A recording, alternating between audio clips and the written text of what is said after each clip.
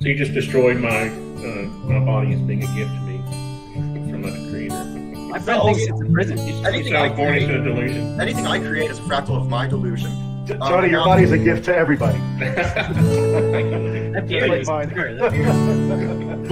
got lots of gravity mass here. Yeah, we can just move forward from that. Yeah, we're good.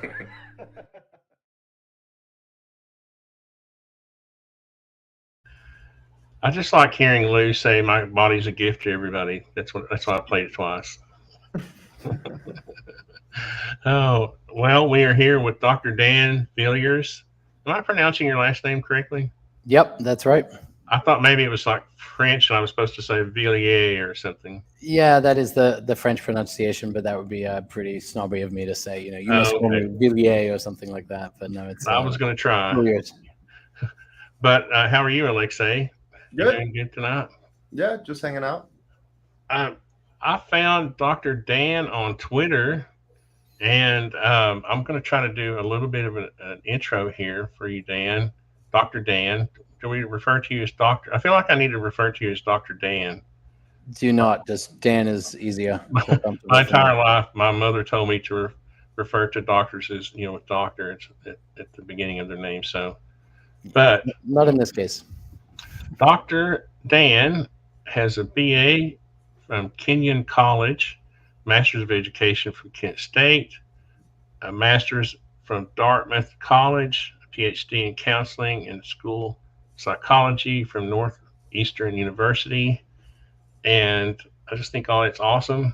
And I was hoping that you would kind of give us a short introduction of yourself, Dan, if you don't mind, since we literally just met like 2 days ago.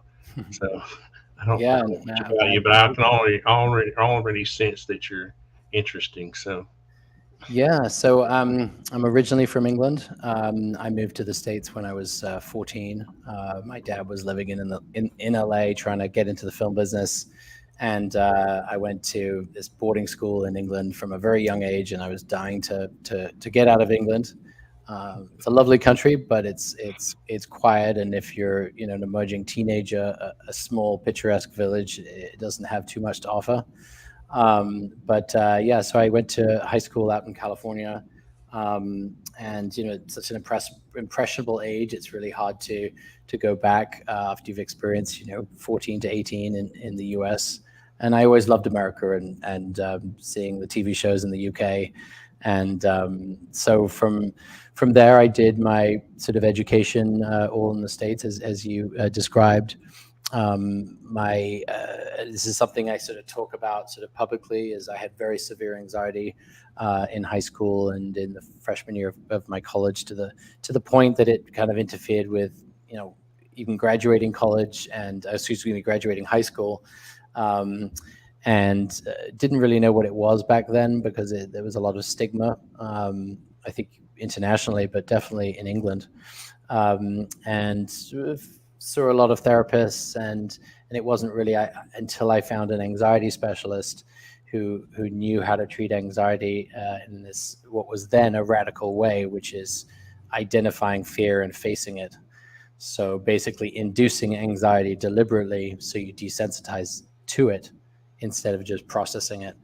So that was sort of like a turning point in my life where I went from this thing that was sort of interfering with my life and controlling and dictating, who I was and who I wanted to be, to inspiring me basically from that recovery to devote my life to helping others with anxiety disorders.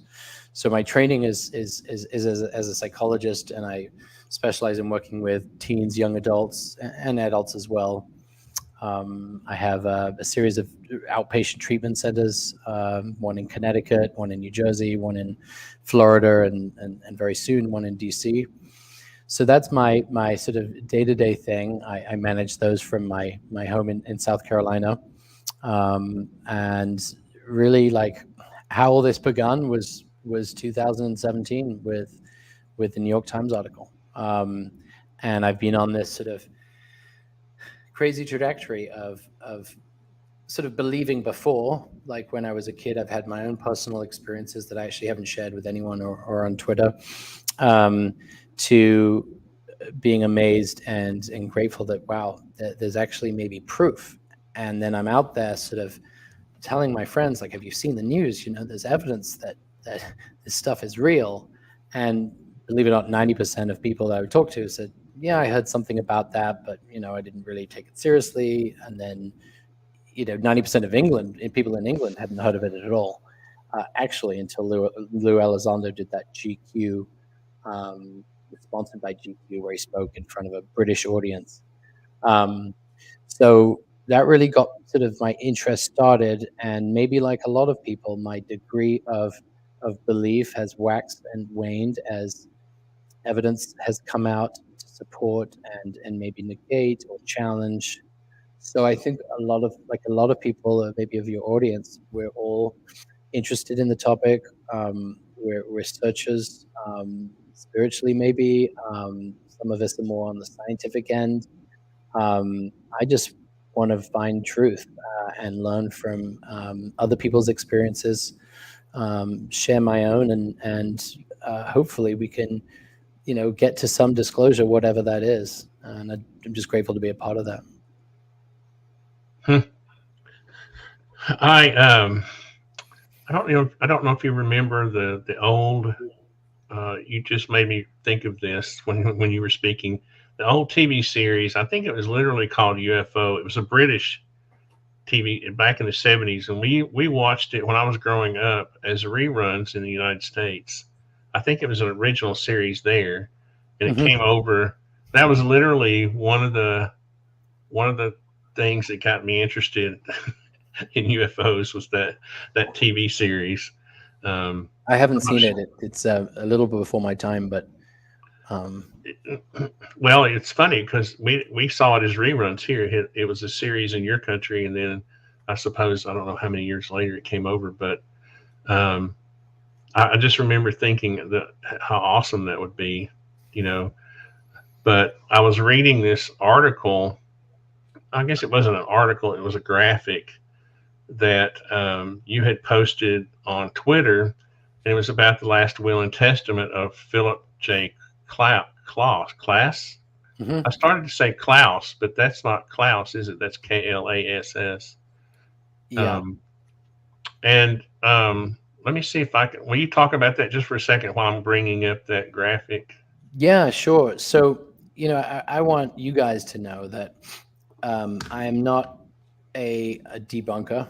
I am a skeptic, but a I don't know, like a skeptic that's, I don't know, a spiritual skeptic is right. I'm an open-minded skeptic, and I want to believe, but I don't want to interfere with or take away some, you know, good judgment and due diligence in this whole process. But I came across this because this was kind of like perhaps, forgive me if I'm wrong, Mick, maybe the Mick West of that time, and this time is maybe the, you know, 60s, 70s. I think this last will and testament was I'd have to look it up, but 70s maybe, and you can read it there, you know.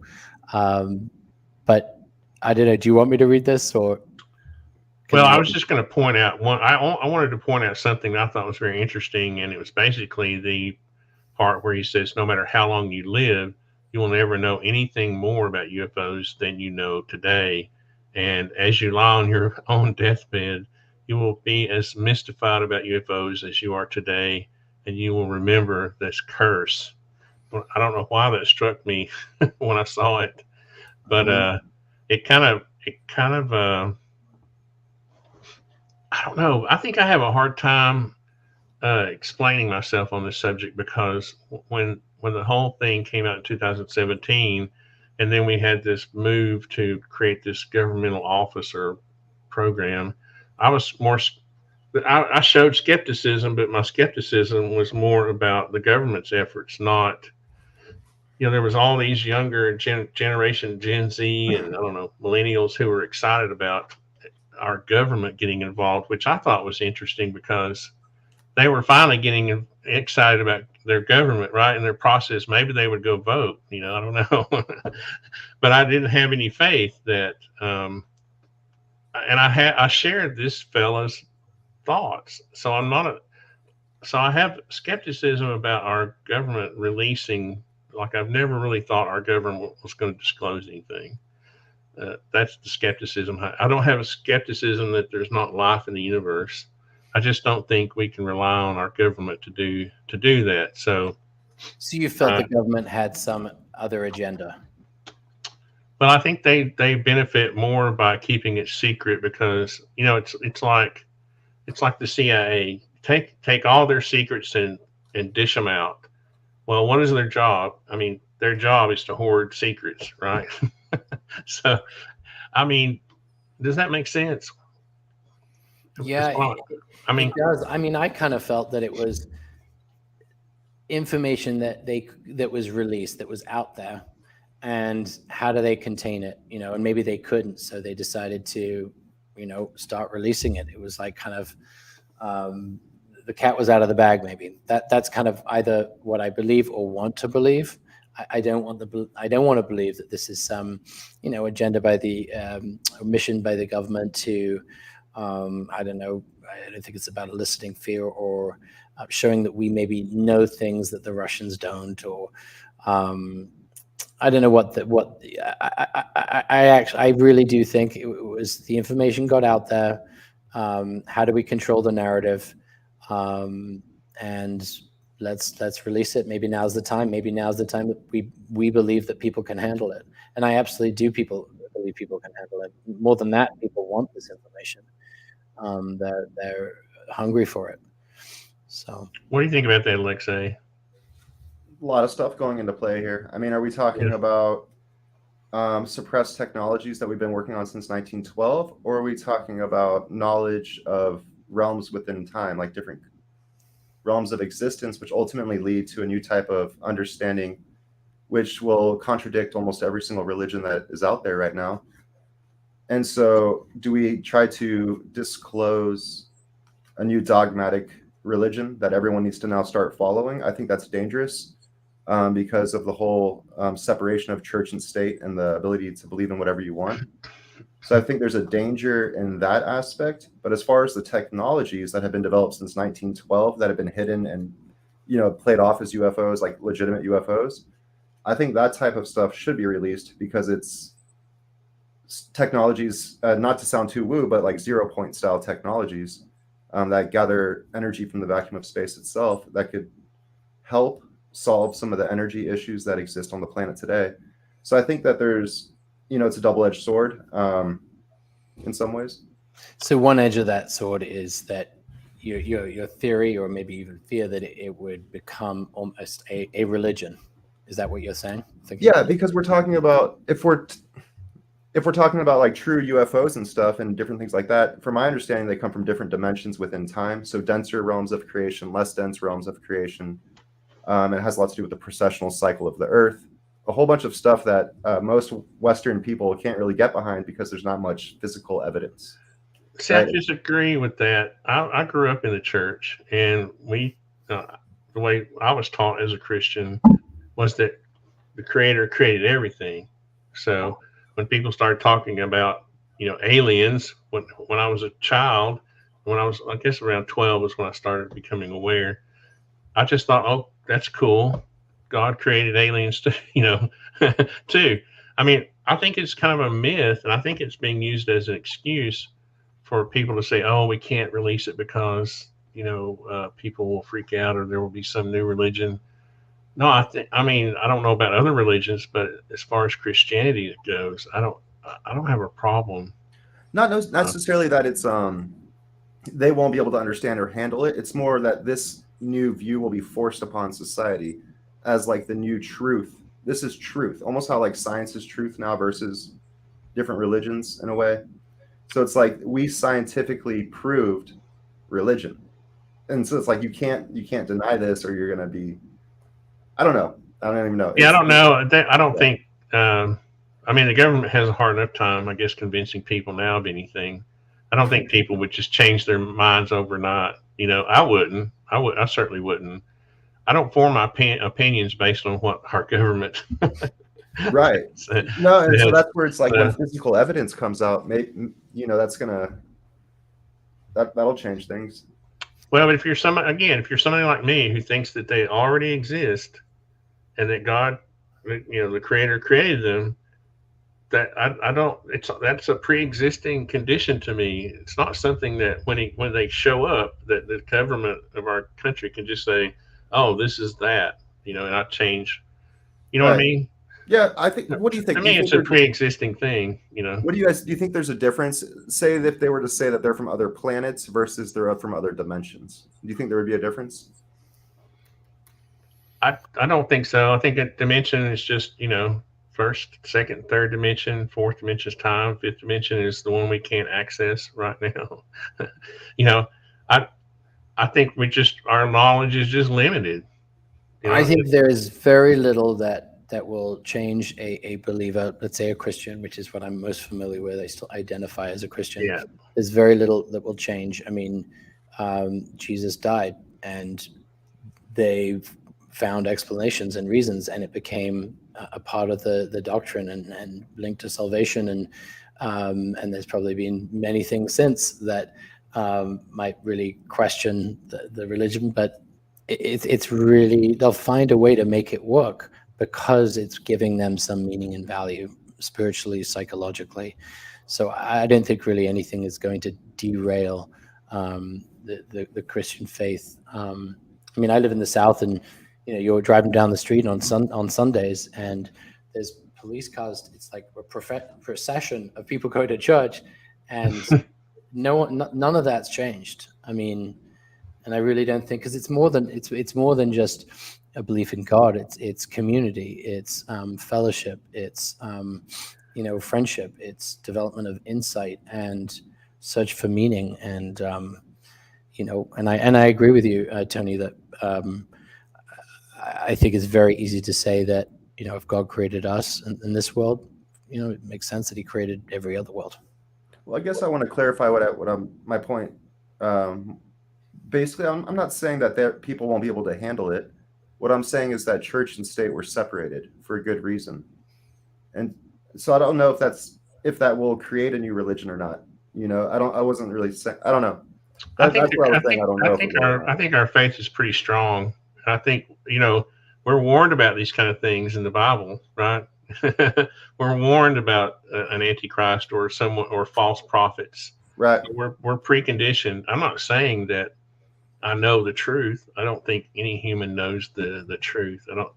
I think most religions accept different. Already have beings from different dimensions in them to begin with, and then also already like you just said, like God, the Creator. If a being is coming from another planet, well, that was will of the Creator. So I don't think that if anything, it will solidify the religions because the different aspects of dimensions will become apparent, right? So it'll solidify that what they were saying is more truth to it than before. I mean, Darwinian evolution, that could have been like a breaking point for Christianity, but then logically you could find a way to make it work through intelligent design, which rationally makes sense. So I think it's been stable over thousands of years with many challenges along the way, and I don't think much is going to change that. In regards to the separation of church and state, I'm trying to kind of understand that. I mean, that would presuppose that that it is a religion or would be sort of sold or delivered as that, or maybe interpreted as that. Is that what you're saying? Well, more so like now that we've actually can travel, now that we have a better understanding of all these different dimensions and what type of beings come from them, maybe we should get rid of the different types of religions and build a new system that categorizes the beings at different dimensional levels, how that all relates, but more in a physical, scientific sense. And so now you have this new order of information that you need to follow mentally. And if you don't, well, you're just speaking in old terms. You're speaking in old words. And so what does that translate to in 100 years from now? It translates into a new religion. And I don't know. So that's where it's like church and state were separated. You get what I'm saying there, I think. Yeah, sure. Yeah. I think from a Christian standpoint, I would assume that there would be new cults that would sort of start up. Like different branches of Christianity, almost. Yeah, I don't. You see these cults pop up every now and then who think that aliens are going to come and take them away. Right when they come, that is the sign. But I don't think as a Christian, I wouldn't think if a spaceship landed in my yard, I wouldn't think that was Jesus returning, unless he came out and said, "Hey, Yeah. it's me, I'm back." But I think that would be difficult, But Daniel wants to know, or he's wanting me to ask you. I don't know if you saw that. Why we think so many people want to believe in aliens. I don't think I mean, for me, I don't want to. I just feel like that the universe is probably way too big with too many exoplanets to not have some form of life. I agree with that statement. For me, it's hard not to believe that there's not something else. It's like we're a tiny island in an ocean of space. And like if you just imagine all the islands on Earth, like water could be space and another island could be another planet. There's most likely life everywhere in the universe. So I don't know if it's really a want or don't want. It's more of the most logical conclusion for me. Yeah. So what's interesting, I hear, and I know you guys hear this a lot, is that there's got to be another civilization out there with number of stars, number of exoplanets. But sort of there's an argument of if that is the case, then there would also the chances of them having reached us is actually quite high.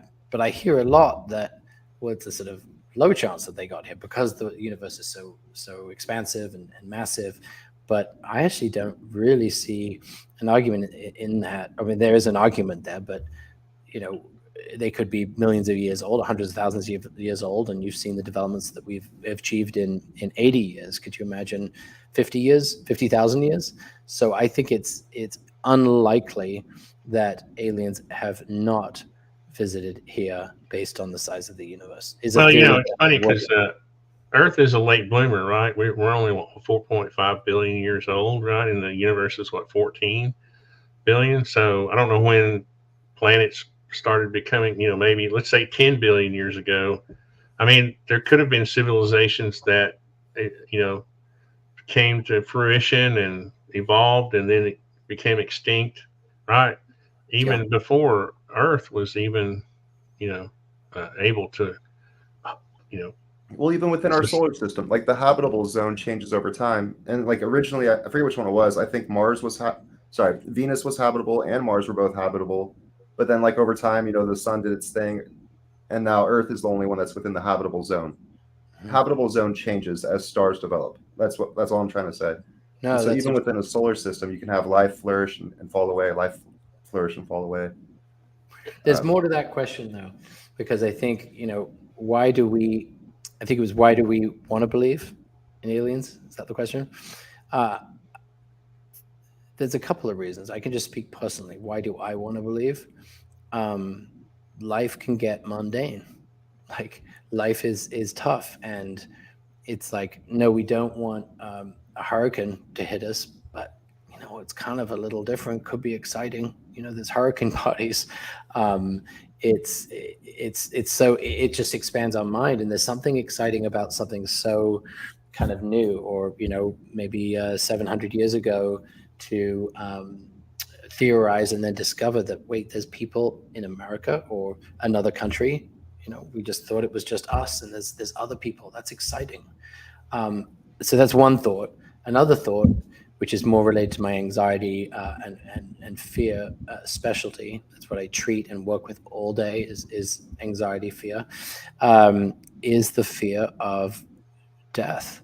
Anxiety is about uncertainty, perceived or actual threat, and the prospect that there is, intelligent beings out there that, maybe know more than us, maybe even, and therefore could maybe protect us. The universal, the fear of death is universal at different levels, right? And how do we all cope with it? Not thinking about it.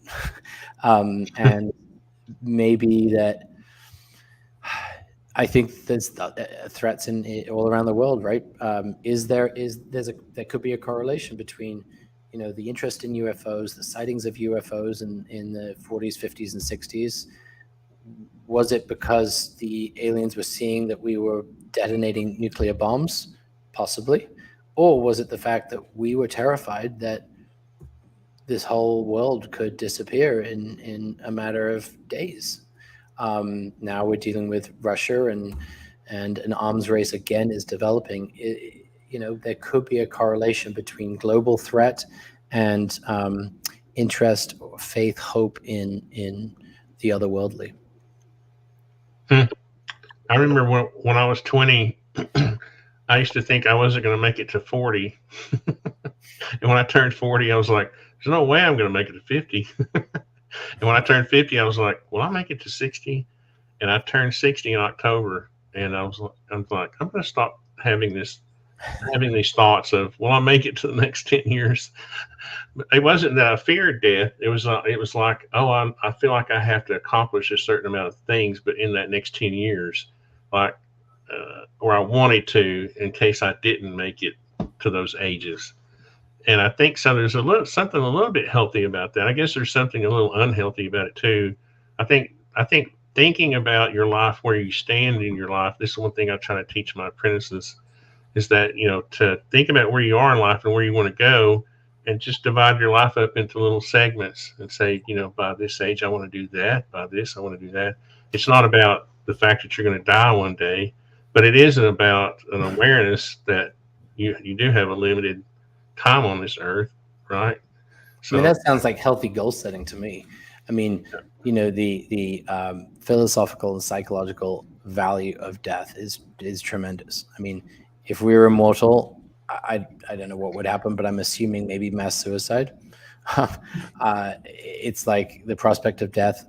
We strive and drive for things, and from technology to relationships to, death has a motivating force in our life, as it does on a 10-year basis for you. And that doesn't sound unhealthy to me. That sounds like an evolved coping strategy to live a full life and a productive life. So do you have any, I know you can't talk about specific patients, but do you have patients who have brought this issue to you before, or is it kind of a rare to have a patient actually bring up this subject of, other worlds or other life or dying, or I guess is that a common theme? Or? Yeah, that's a great question. So the most common fear in the world is public speaking, not death. Actually, I think death is 2 or 3. My theory on why public speaking is the most common fear is because no one does it frequently enough. I think if people spoke in front of 500 people every night, they go from being nervous to comfortable to being able to sing, dance, ad lib, sort of, do whatever they want, because it's all desensitization. It's what I love treating about anxiety and fear, is that you can have someone who is terrified of public speaking. You provide, an exposure therapy treatment approach, which I'd love to tell you about at some point in this conversation, because it is magical, more effective than medication, more effective than really any other intervention. And in not only treating that fear, but that person becomes a better public speaker than someone who never had that severe phobia. So I may need to do some online sessions, because I always have anxiety. Like I don't get anxious at all, like the whole week, like if I have a guest, right? But that the night before, I'm like, oh no, there's a lot of anxiety about this show, Mm-hmm. and I just, I want to do a good job, and I'm not a very good public speaker. I don't, I'm not a professional at what I do at this, and there's all that kind of anxiety around. And I've often wondered how to deal with that. And I try to just put it out of my head, and remember the other shows and say, well, I survived those. I'll survive this one. That was one thing we would teach in Taekwondo. Actually, I did a lot of work at an after-school martial arts program, and one of the programs was called the leadership program. And so we'd get the students and we'd have them basically come up in the front of the classroom, 50, 60 kids, and teach them how to do a move. And now, then they get back in line. But then you bring up the next kid, teach the class how to do a move. get back in line. And that translates huge into down the line when it comes to having inner confidence versus, insecurity or anxiety, you could say.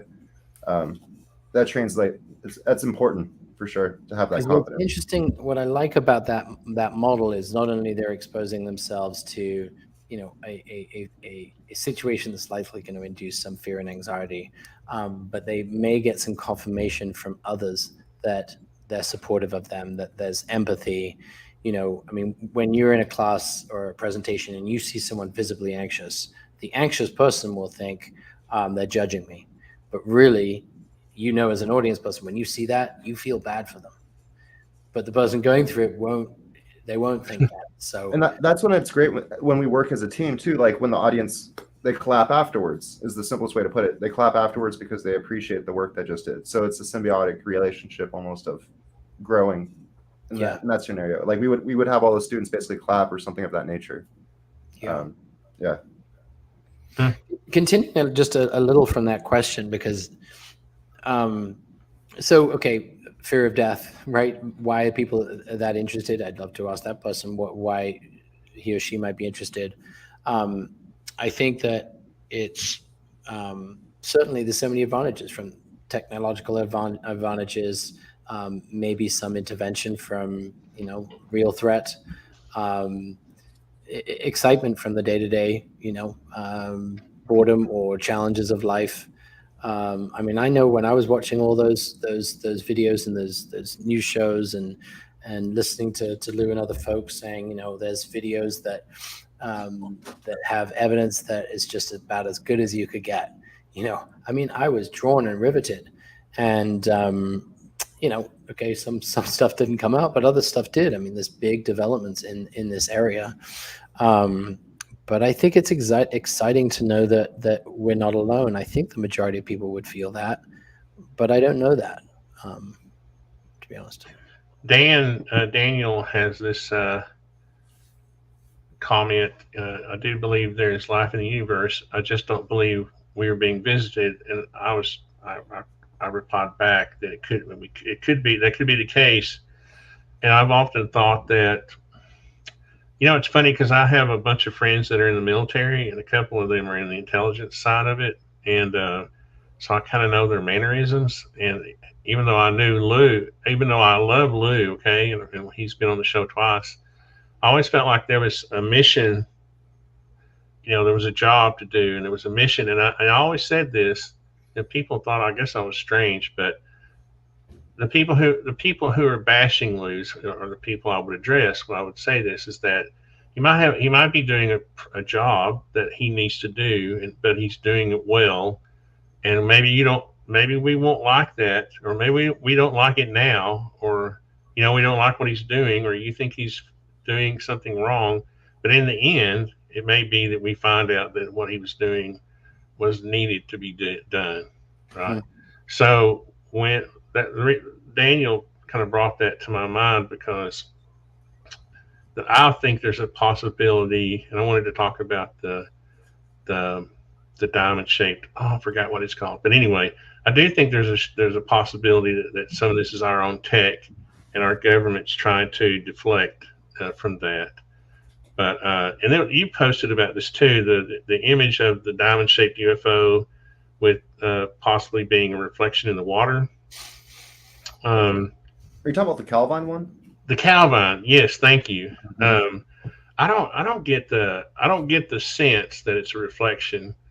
It may be some technology that it may be our own technology, and apparently I've kind of thought that. And funny enough, there was an article about, well, I don't know if it's an article, but there was a post about an Intel officer making that claim that it was U.S. tech being tested.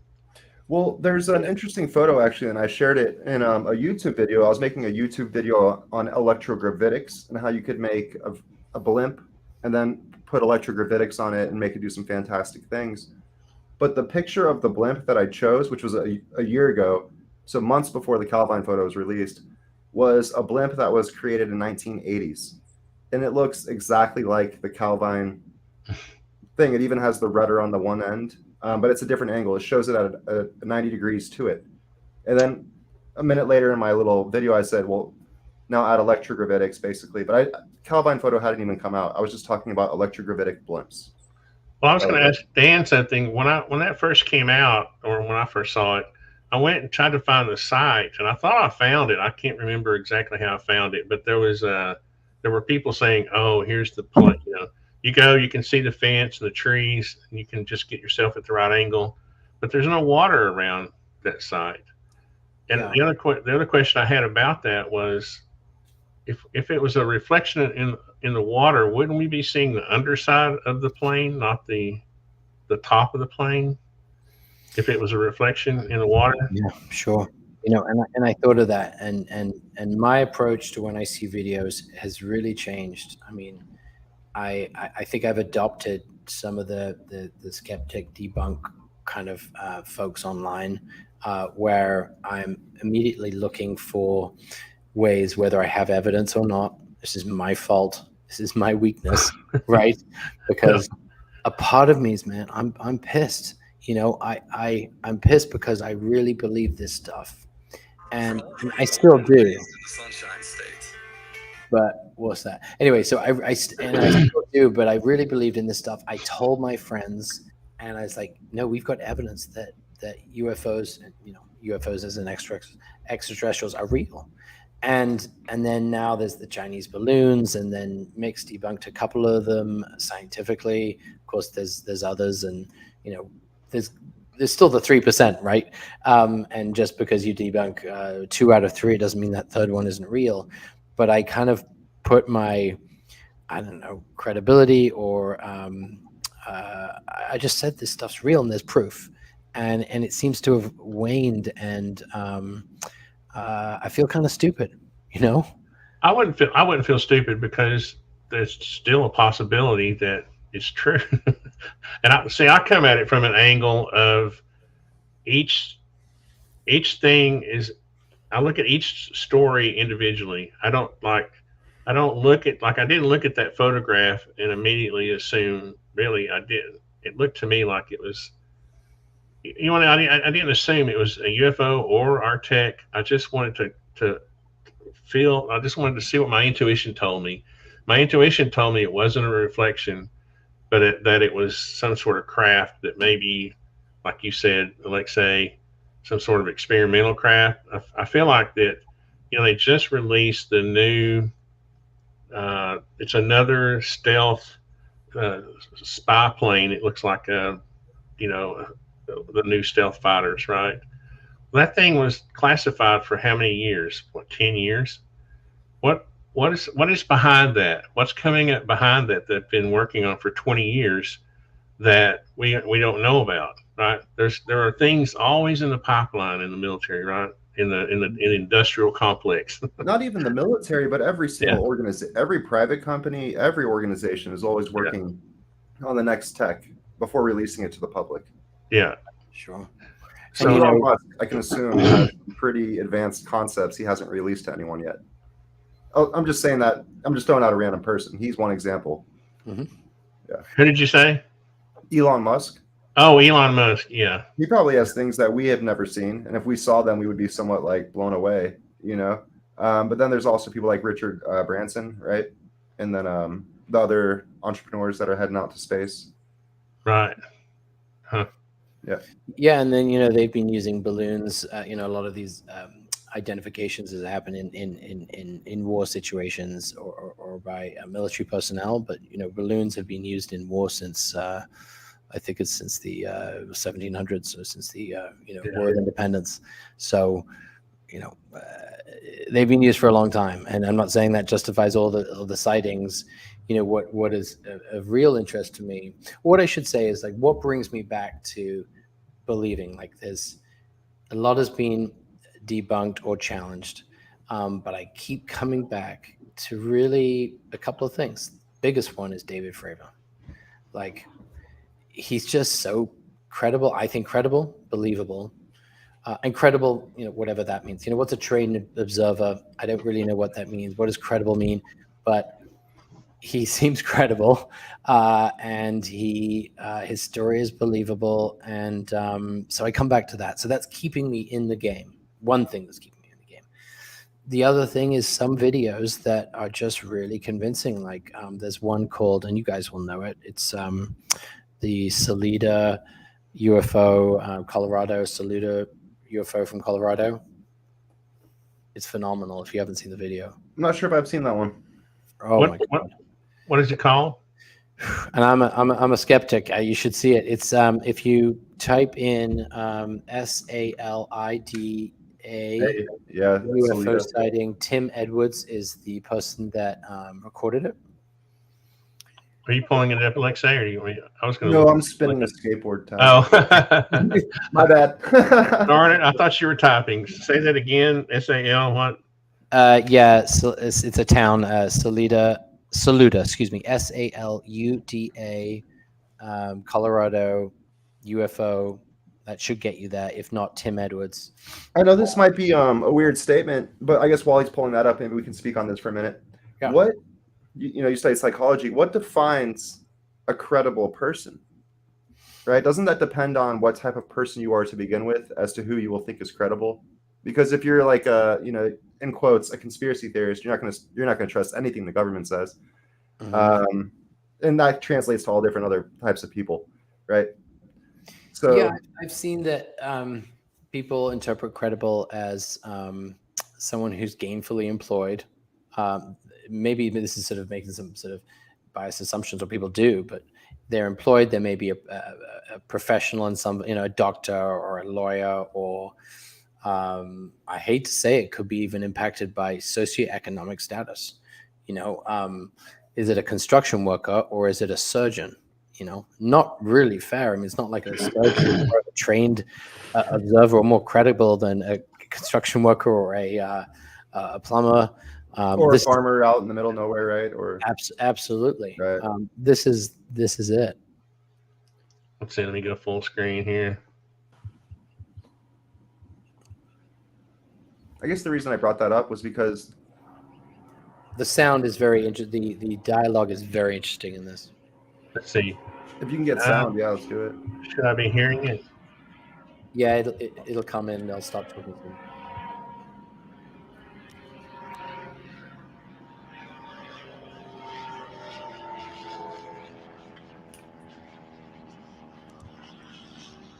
And you'll get context shortly, or some reference points.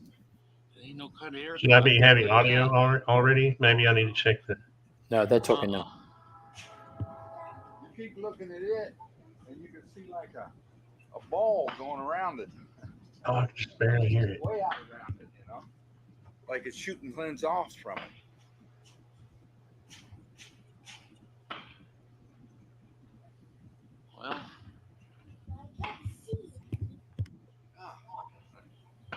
Well, the more you look at it, it's just amazing. Go, where's your spotting scope at, Dad? Let's go forward to where you think it's. It's kind of hard to see what they're seeing. Is it like actually spinning, and that's what's making the white little line go back and forth, or? Oh, there we go. It's a little more clear now. Yep.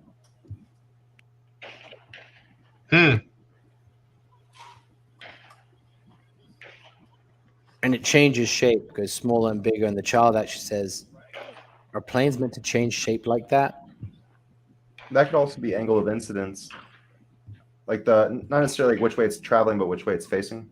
What's that? What's that there? Are they inside another plane? They're on the deck of their house, and that's the side of the roof. Oh, There okay. ain't no little airplane. So they're kind of looking up at an angle, basically. Yeah. Well, it gets more clear there. And you see these lights kind of. See that now? That actually looked like an insect there. See it going?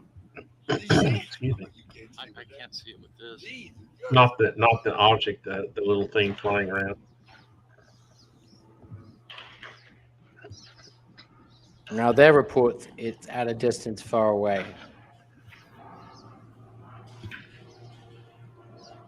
So James Fox referenced this in a recent podcast, which is how I discovered it.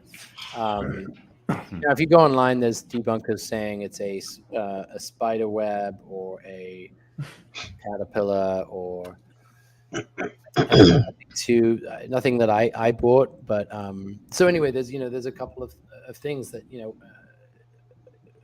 Mellon. I mean, it's Christopher Mellon, right? Right. Yeah, Christopher Mellon. I just think he's a stand-up guy. I think he's very careful with his language.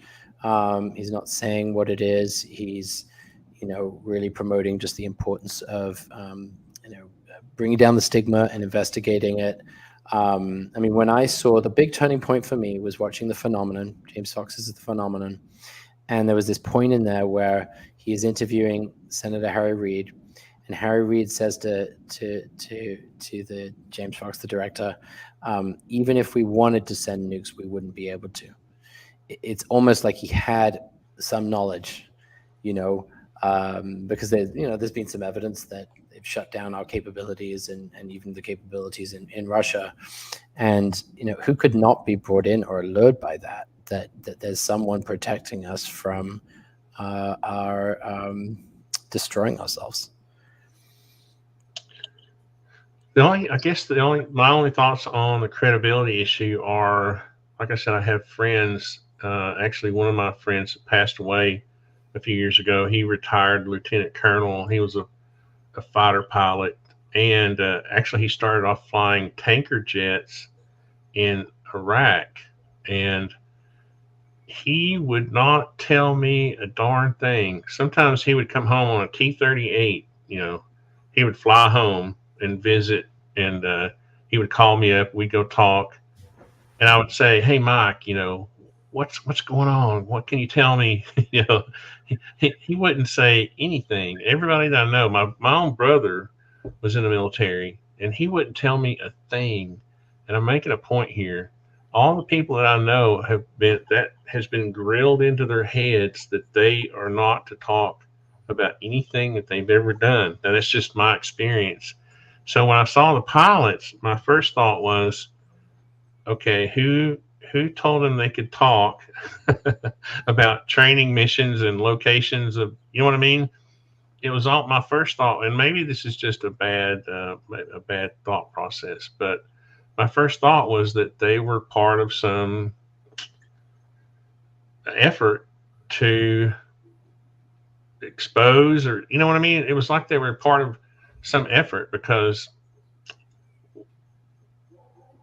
I don't know. It just appeared to me that it was too planned. I don't know. Maybe I'm too skeptical. I don't want to be. Again, my skepticism is of our government, not that they're extraterrestrials. Why do I have this skepticism? Does anybody get that feeling that these people are being basically told what to tell us? And then, here you have Mick has, exposed some of the differences in their what they're saying and all this. You know what I mean?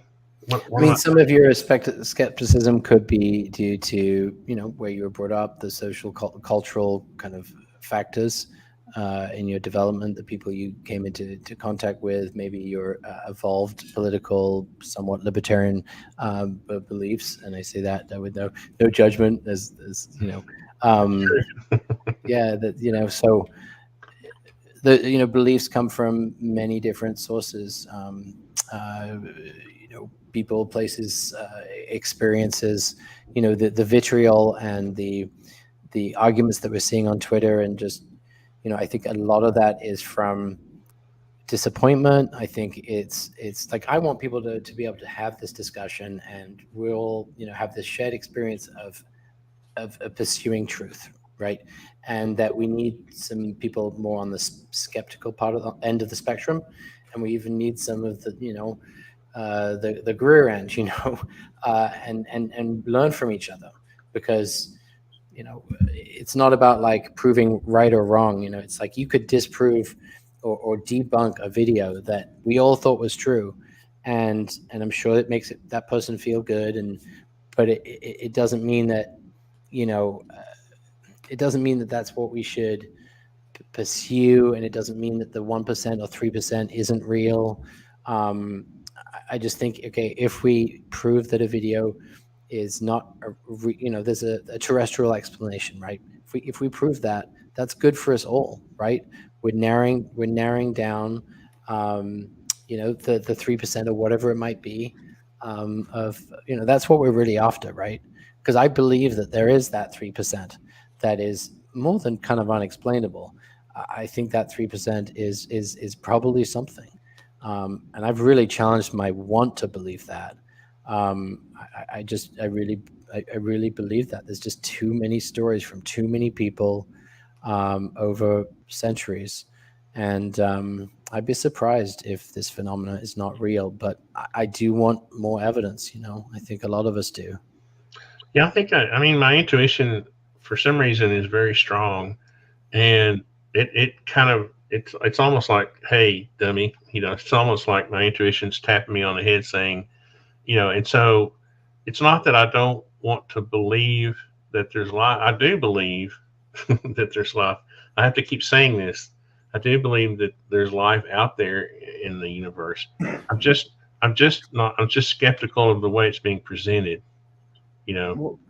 I'm skeptical that some of this effort may be either saying, hey, I mean, I even have this theory that the military is trying to convince China and Russia that they need to be careful starting a war with the United States because we may have certain technology that they don't want to be up against. Well, they ain't giving us that. So, I mean, it's not like they're publicly saying, releasing. No, I know. I know. I get saying, what you're saying. I mean, it's possible, right? I wouldn't be surprised if we ever do find out the truth. I guess what I'm trying to say is I'm not going to be surprised at anything. I'm not going to be surprised if it's not aliens, if it is aliens, if you know what I mean? Yeah. I mean, you don't want to show all your cards, right? But the only card we're showing is Bob Lazar. I think there might be a few other cards that we could show. And I don't know if I can bring up Bob Lazar, but I'm very interested in it from a sort of psychological standpoint, not to analyze him psychologically, but more the psychology of belief and narrative and how time plays a role in that, suggestibility. I used to do hypnosis a lot. And, I know a lot of people that have sightings go through hypnosis, lie detector tests. And, but, one question I'd want to ask Bob Lazar, to be honest, is I don't think anyone's asked him this. You lived in Boston. I lived in Boston. I don't know if you guys did, but briefly I lived there. Where did you live in Boston? No one's asked him that. Boston is these sub sort of, there's these communities sort of like villages within a town. And or towns within a city, and somewhat provincial, but there's people seem to remember where they lived in Boston. Maybe no different than any other city, but in Cambridge, because I am sort of surprised, confused of why no one from any of his classes, remembers him or the person he paid rent to. On the river, right, at MIT. What's that? They have a sailing pavilion on the river at MIT. Is that right? Yeah. Yeah, I've been out there sailing on their boats. I brought this background up because it's a signed poster. It's the Bob Lazar design. Yep. It's the sport model that he signed it for. I actually talked to him on the phone at his company, United Nuclear. To speak on that point go ahead. Sorry. No, I was just going to say that when I first saw him, and my intuition tells me that, I mean, he is a scientist, right? I mean, he actually has a company, United Nuclear, that he creates chemicals, he creates products. He works in a lab every day. I guess when I compare him to other people, he seems to be the most legitimate person as far as being in an industry that would know, right? More than, I can't think of anybody else. I mean, maybe Gary Nolan, who's actually doing work daily, sure, right? You're talking about, but he's the only guy that we have. He's the only guy that we have that actually saying that he worked at S4. But I know what you mean. Right. And I'm not, and again, I'm not saying I believe or disbelieve him. I'm just saying when I get the feeling, I get this notion that Bob, for some reason, isn't lying. I don't know how. I can't say why or how. So it's not like I'm a big fan or anything. I do have a signed poster, but but I don't know. It's bizarre. I don't know the way my thought process on this whole thing, and I'm just now realizing it's kind of bizarre. So, well, Alexei, I think I normally don't talk about other people, but like one of the things that Bob has working for him in this sense would be that his story hasn't changed at all since the very beginning, right? Since he started telling it, and so that was kind of what you were speaking on in the beginning: suggestibility, the ability to influence a story and have it change over time. His stories somewhat remained the same, which, and I don't know as much, I don't know, but that's typically an indicator of it being more true than false. At least he thinks it's true. Let me put it that way. So I think what's funny about ufology is kind of like the mafia, like Bob Lazar's my guy, Chris Mellon might be your guy. He's my guy. You know how the mafia is. Is that your guy? No, he's my guy. I trust everybody. Like, why would somebody lie? People tend to have, they have the people that they like, so they believe them because, like Travis Taylor, I think he's a big goofball, but people love him, and it's just that way. Travis Taylor's your guy. Bob Lazar is my guy. We don't have any basis for any of this, right? I met him out in Utah. It's kind of who? Travis Taylor? Yep. He was like, "Good job on the balloon launch," and I was like, "Thank you." Oh, you met him at the balloon launch. I didn't realize he was there. Yeah, I guess Skinwalker Ranch did a balloon launch and it landed in the middle of the mountains, and they never found it. Now, see if I could get him on the show and we could talk to him, and I could get my intuition going. But I just feel the way he kind of misled people over his background and before going on the Skinwalker Ranch was kind of I don't know, weird. But again, he seems smart, in my opinion. No, he's obviously a smart guy. Yeah. I just wonder about motive. Motive for me is a big thing, right? I know in a trial it doesn't necessarily have to be proven in some cases, but for me, motive is very important. And I just wonder about all of the motives. If you take the big board and you're connecting strings, the red strings, you got Chris Mellon, Travis Taylor, Gary Nolan, Lil Elizondo, take all the players, and you go back and think about it, how they got involved and what their roles are. There just seems to be coordination. There is a coordination going on. Well, yeah. if you speak to some people, oh no, there's no coordination. Of course, I mean they even admit openly that there's a coordination going on. We've got this. We're working on this. We're going to go do this. We've got meetings here. They're coordinated. These people are intelligent. They're coordinated, and they're working together for a goal. You can't there's no way to deny that. They're working for UFO disclosure / gaining funding to help investigate UFOs. You don't think that also indicates that there's a master plan that may be something that we're not aware of? There is an end game to every coordination. There's a part of human behavior. That's absolutely part of human behavior. I think what people forget is that, Bob Lazar, let's say, he could be telling the truth, and was there, and I'm implying this is the case, but you can fabricate something, or you can have said something that, all right, I was at MIT for 2 weeks and I said to someone that it was I got a degree there, or, he could still be telling the truth about where he worked, what he saw, and have lied a couple of times, I mean, we all lie, so, it doesn't help his case when his claim is pretty significant, but it doesn't mean that he's not telling the truth. He just may have, told a lie or two along the way. Maybe I cannot say that, but it's just that would be in line with, human behavior and the universal experience of just who we are and the mistakes that we make. Yes, I'm certainly a goofball, Nathan. I mean, the thing about it is, I was just thinking, Alexei, when you said that. I mean, if you go back and look at the way events came to fruition, Louis Elizondo resigned from ATIP, right? So that was his motivation. But what I don't understand what you mean, because he leaves, he resigns and joins To the Stars, right? I don't know the timeline. I stay out of politics. Well, I mean, you kind of have to you kind of have to delve into the politics of this a little bit. What I mean by there's a coordinated effort. It's not like Lou Elizondo just decided one day, oh, I'm going to resign and go public with this, right? I'm just saying that they're not just out there doing like random acts of. I mean, even when I was with Central Florida Normal and we were doing the cannabis effort in Florida, we had a coordinated effort to do cannabis reform law. There's always a coordinated effort involved in any movement, any action. I understand, but I'm talking about coordination that goes way beyond that. I'm talking about the pilots and everybody are part of the overall plan.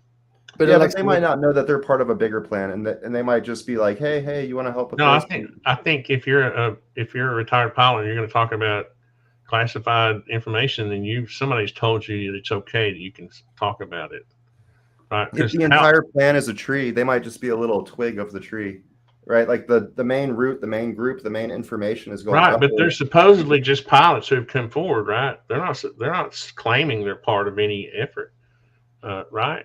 Are they? They're part of a disclosure effort.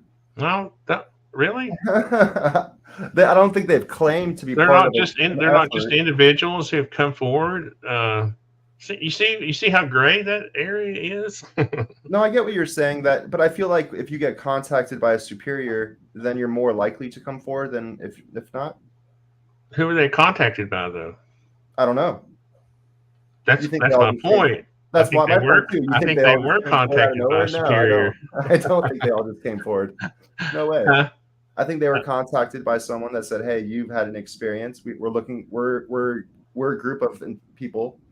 We're looking to get people who have had experiences. We're getting us all together, and we're doing this disclosure effort. We need you to come out and say you saw this, because when we show these videos of the night vision showing stars in the sky, we want people to think they're UFOs. How about that?" There's an amazing. Have you not seen the star alignment that Mick has done? That seems pretty credible. That was with the triangle looking, right? But he also did a star map of that night, and these stars line up exactly with the. That's what I'm saying. That's the one you're talking about. Is the one that had the triangles. Right. So, but you need people from the military coming out and saying, "I saw this or that," because you also need people like that to give credibility to your other stories. Well, that's why I was asking earlier what does define credibility. And for most people, I think if you just say already like government and military, top secret, it's like, oh, okay, he's got credibility. But well, I'm always, me, I'm suspicious. I mean, what has I immediately think counterintelligence when I think of ex-military and retired people, because I know too many of them. At the same time, don't get me wrong. I've been like looking into UFOs since I was 10 because of my personal experiences, not because of what other people have shown me. So like, for me, that's like a no-brainer. UFO are real. Leave it at that. Yeah.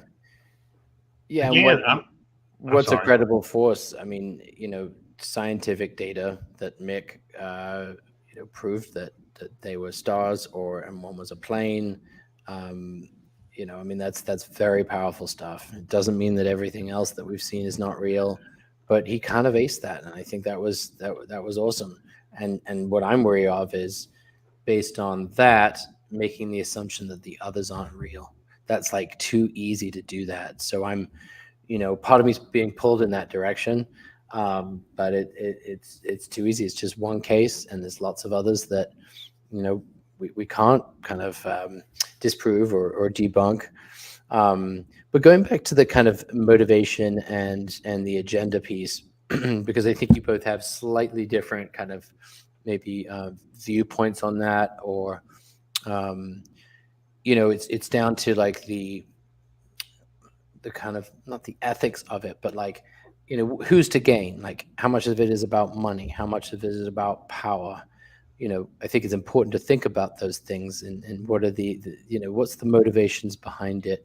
beyond disclosure, That depends on. I would say that highly relates to the end game. Where does the end game end? Because when someone comes out and does all this stuff and says you've had disclosure, we have, like Artisan has been saying for a long time, we haven't really had true disclosure yet. So if that was the end game, then we know where that end game benefits. And so at every level, we see a new end game benefiter, you could say. Mm-hmm. And ultimately, if we were to go to the full truth, humanity and the human population would be the end game benefiter. I'm going to put a sign back in the next PiFi show. I'm going to have a sign behind me that says, I believe in aliens. Because that has nothing to do with what I think is going on sometimes. Does that make sense? Well, there's human agendas. Just like Dan said, that one thing doesn't make it not true. That's true. But if the military really wanted to show evidence, they could. That's my point. Look at how they wanted to use the propaganda of Russia knocking down the drone with the gas. They showed footage of the gas. I mean, it was crystal clear video, right? They can do that in one day, in the same day that happened, the video came out. But we can't get all we can get is fuzzy FLIR video. When they're wanting to convince us of something, of aliens, we get that. But when they want to show propaganda against Russia, then they show crystal clear video of Russian jets taking down one of our drones. Right? Why can't we get video instead of stars on the bow of a ship? Why can't we get better? That's really my point.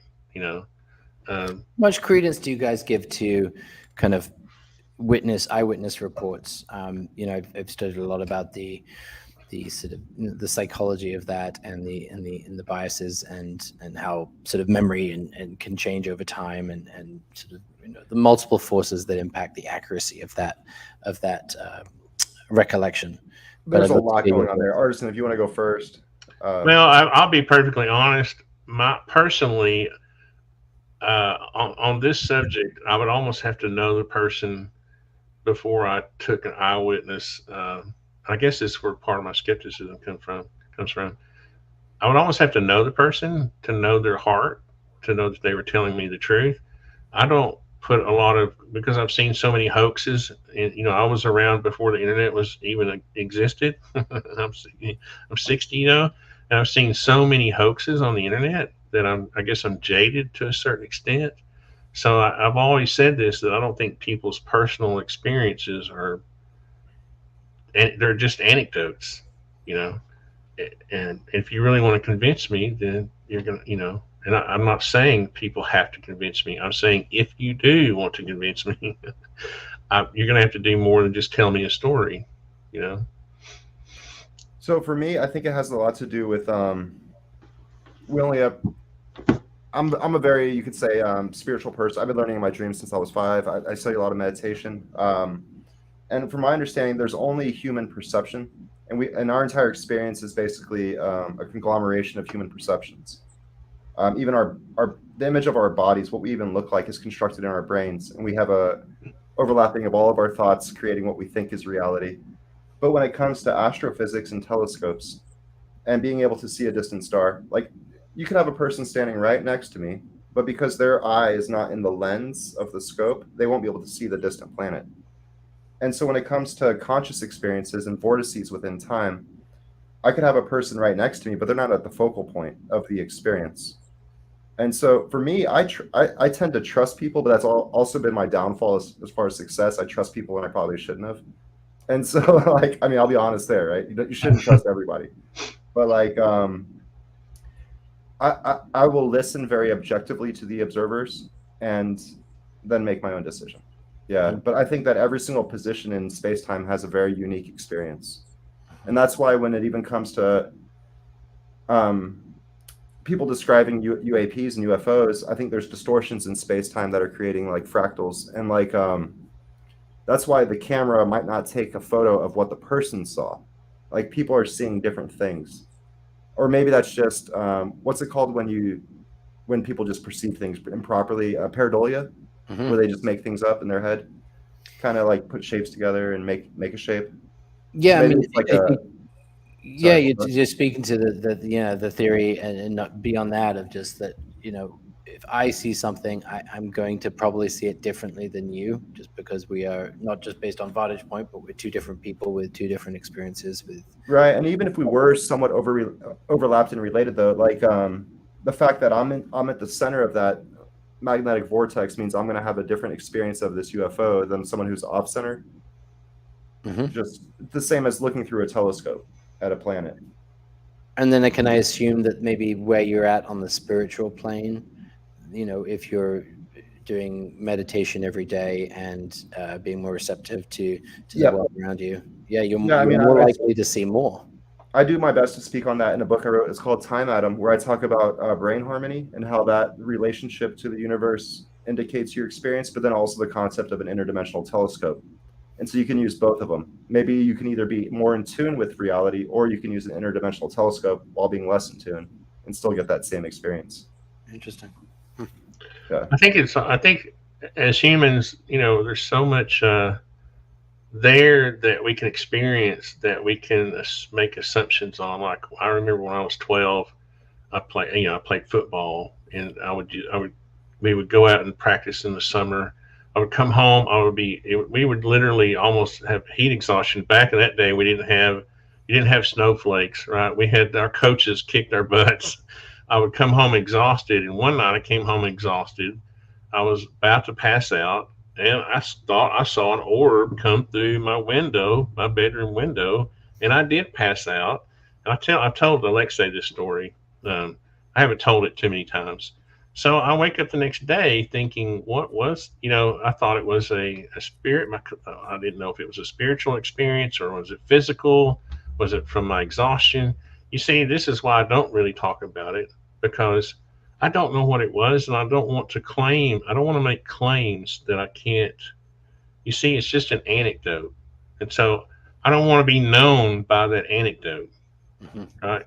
So when I've had that experience, and I just know how life is. I know how nature is. I know how our reality is.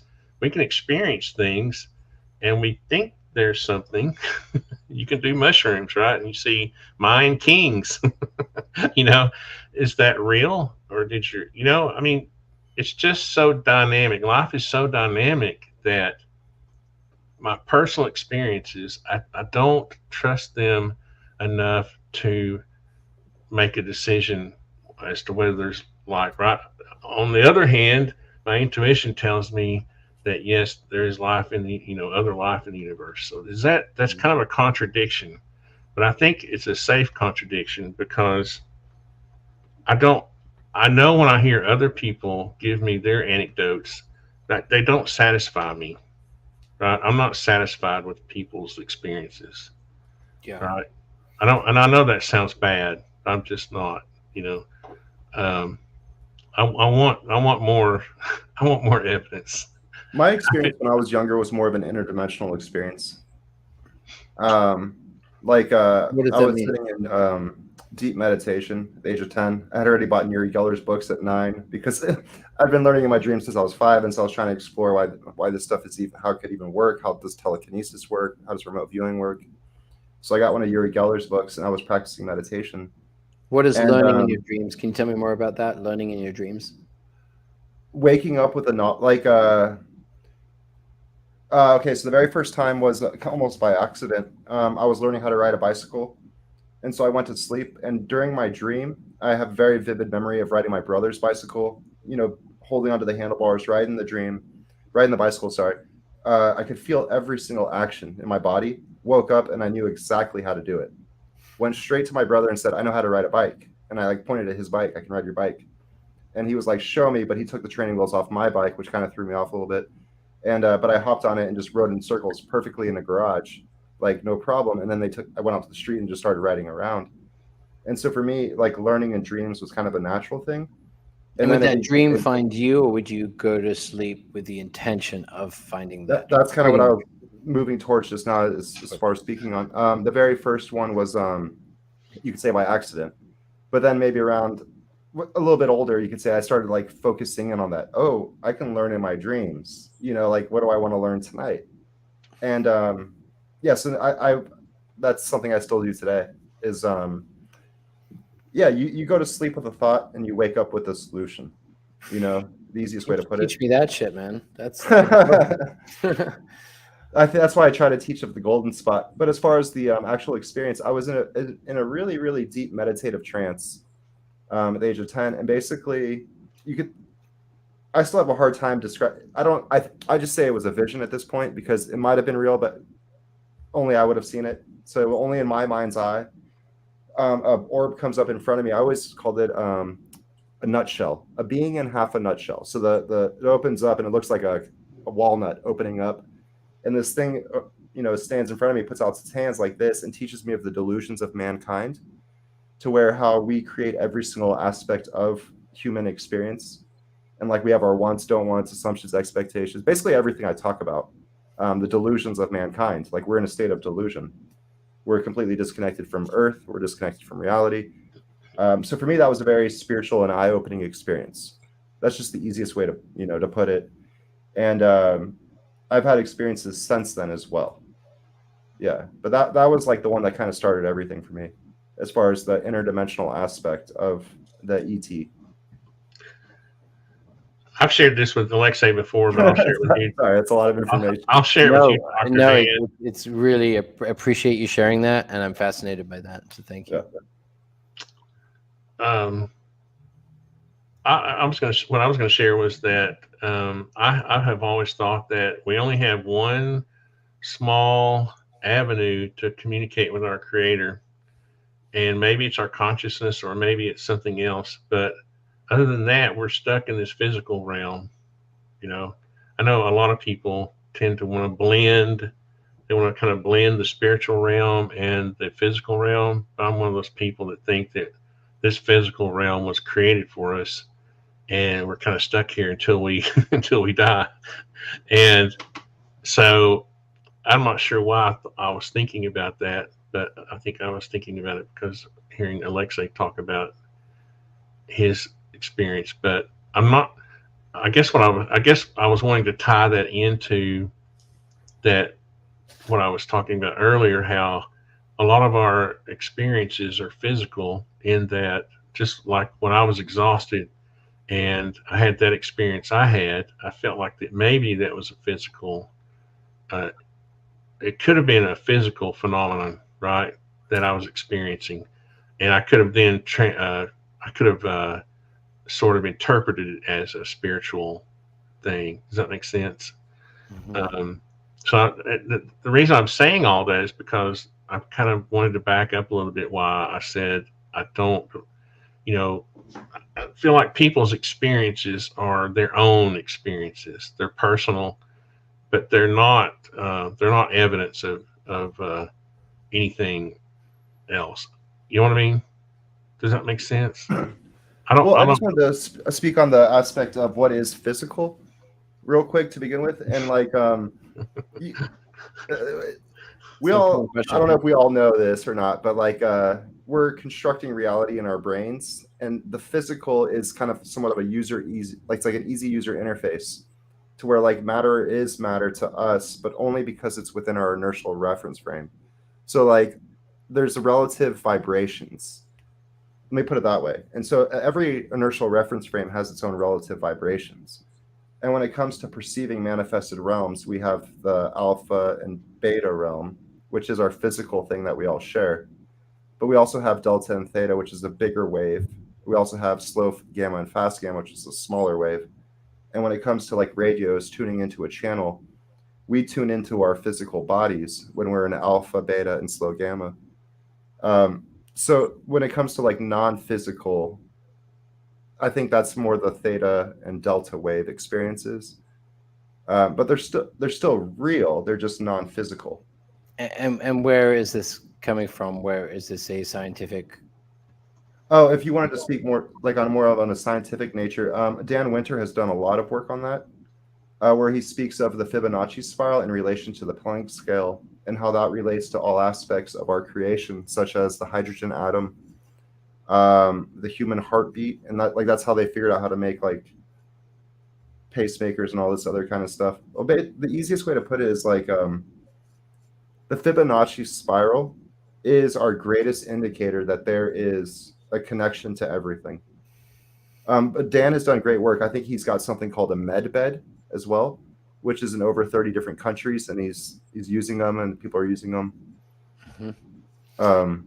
I think the way I can kind of relate to what you guys are talking about is therapy for me is more of a evidence-based sort of scientific intervention where I'm employing interventions that obviously have been proven by research, but there's a real spiritual component where, and I felt like I've kind of always had that, when with a new client or a pre-existing client, when I'm in the room without saying anything, I'm intensely focused on the space between me and my client, the emotion in the room that I can feel, the emotion that I sometimes maybe want my client to feel. And this is not like me getting emotional. It's coming in there with this radical sense of presence and wanting more than anything in that 50 minutes to, connect, inform, inspire, without stating it.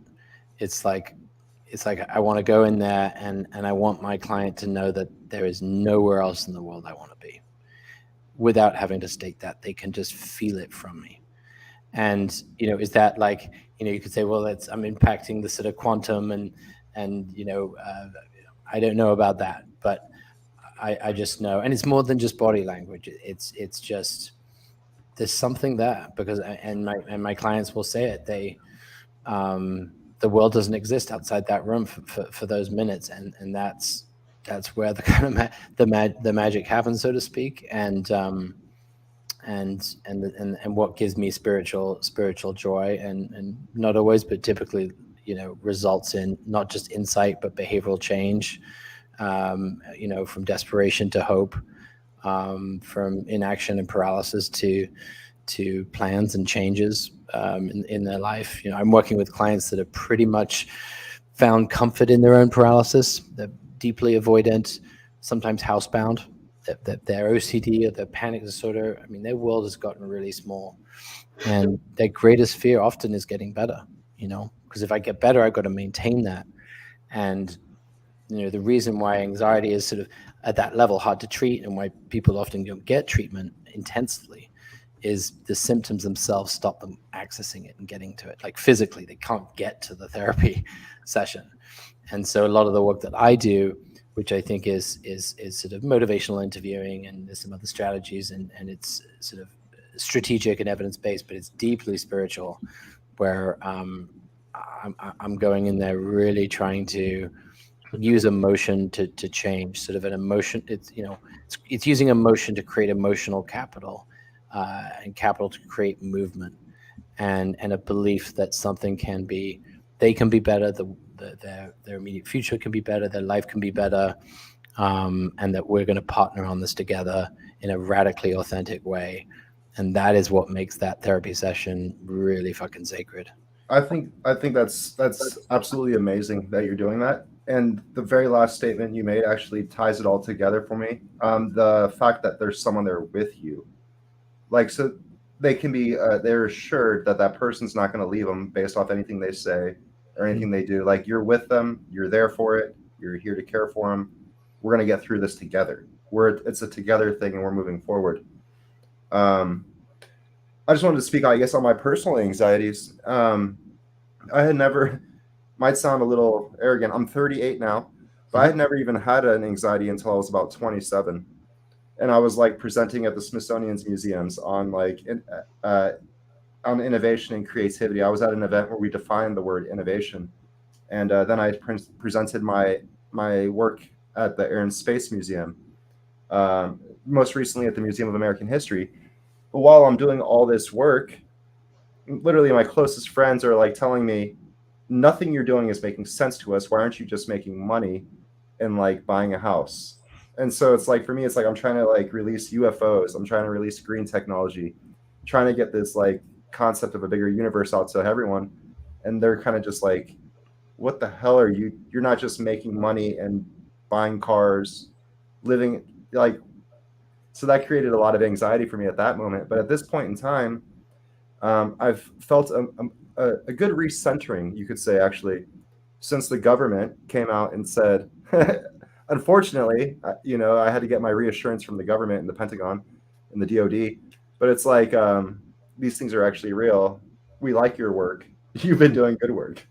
Yeah, no, it's weird. Anxiety is so weird, and that's where I was speaking on earlier. The whole thing of confidence versus anxiety, or faith versus doubt. Like, a person in anxiety, I mean, it's the same exact person, but that same person in confidence will achieve so much more. Absolutely. Anxiety will hold people back. Your story really is like, because your anxiety seems to be related to the sort of legitimacy or actual or perceived value of what you are doing, and then getting some external sort of verification or feedback that, hey, you're actually, your path is really important, and there's evidence to support that. And that's interesting, because anxiety reminds me that anxiety is linked to a value and a mission. What's going to be, what's important to you and others, and true too, right? I link it mostly to fear, because I'm dealing with more of the pathological anxiety. So what sucks about anxiety, it's really interesting, is that everyone has anxiety, right? It's part of the human condition. I'm dealing with anxiety disorders, which by definition, it's interfering with, we call it social, occupational, emotional functioning. Really what that looks like is it's starting to dictate, control, and divert, what you would do, what you could do, what you want to do. And it's become kind of its own sort of dictator in your life. And our goal in treatment is to get it to return to its original evolutionary purpose of protecting and serving you. Because that's really what anxiety should do, versus controlling and dictating. And I think fear and anxiety is really underrated. I think there's so much power and sort of just potential from facing fear, and not only just the anxiety that's desensitized by facing that fear, but the just the confidence that come from it. It's cliche, but it's like, going into a cave and into a dark place and slaying the dragon and coming out and telling everyone about it. I mean, that feels good. Yeah, so I see fear as an opportunity if you can identify it, and if you can have the sort of courage to face it. Every day I see, when I experience anxiety, I used to see it as threat, or a signal that there's something bad happening. Now I see it as an opportunity to nurture more grit and resilience and, knowledge, insight, from which I can share and hopefully inspire others. I totally agree with that. And I noticed at one point in my my trainings, I was probably like 24. I started attacking I attacked it head on, every single anxiety, even like, back in the day, we're older, like, guys don't wear pink kind of logic. I went around wearing pink.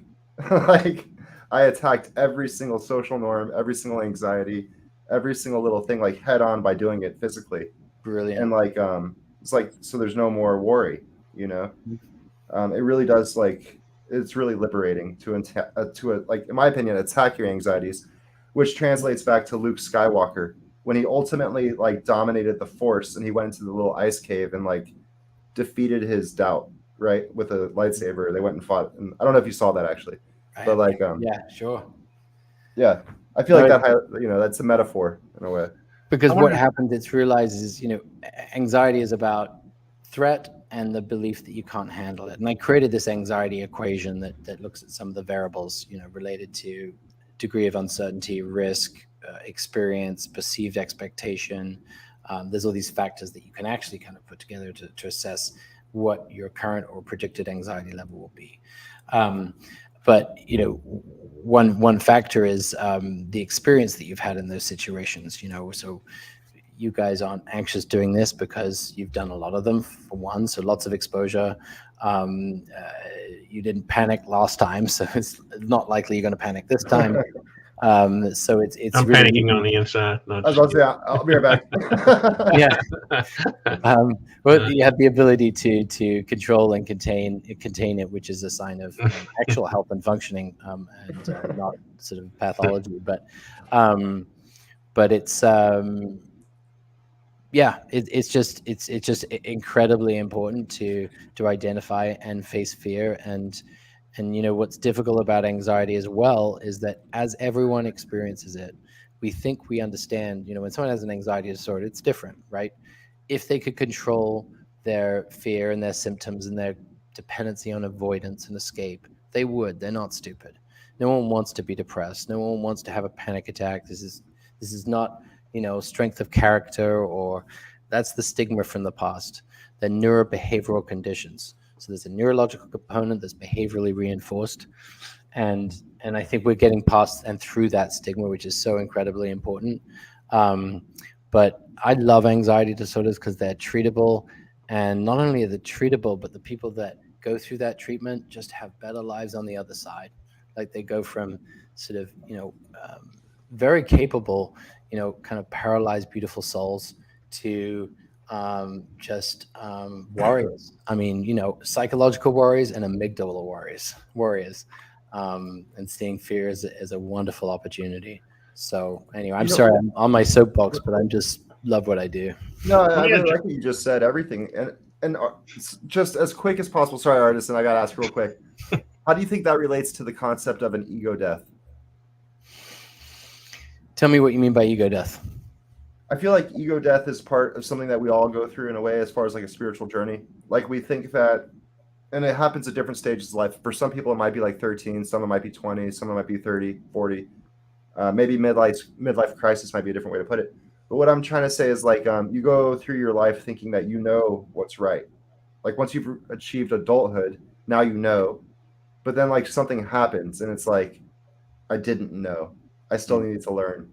So you kind of revert back to like a more of a childlike in a way, or you let go of like what you used to think, and you have to re-solidify your views.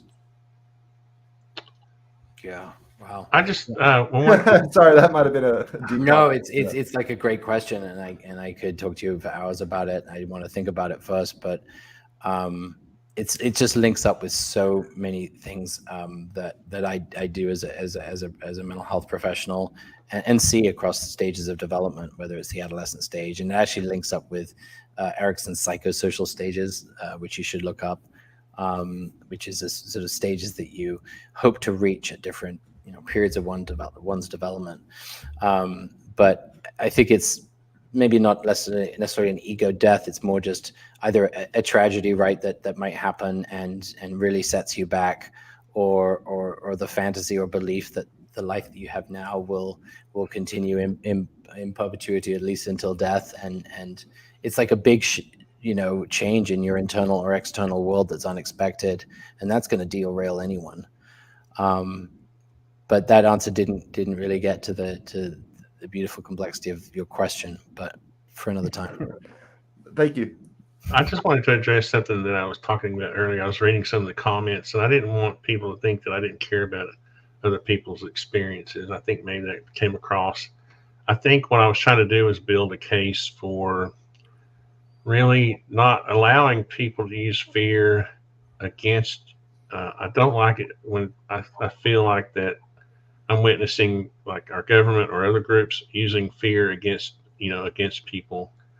And I feel like that if we were less quick to use other people's experiences to create fear in our own minds, then then those efforts would not be as effective. So if my theory is correct, and I had a hard time making this point earlier, if my sort of theory that these people, the pilots and other people involved are trying to convince the public of one thing, and it might be another, then we should not be so quick to jump on board. We should demand really, if I just take Fravor's experience, now I do take it at face value, by the way. I don't think he's lying, but I don't, deep inside, I have a bit of skepticism about that because of the way there seems to be a coordinated effort.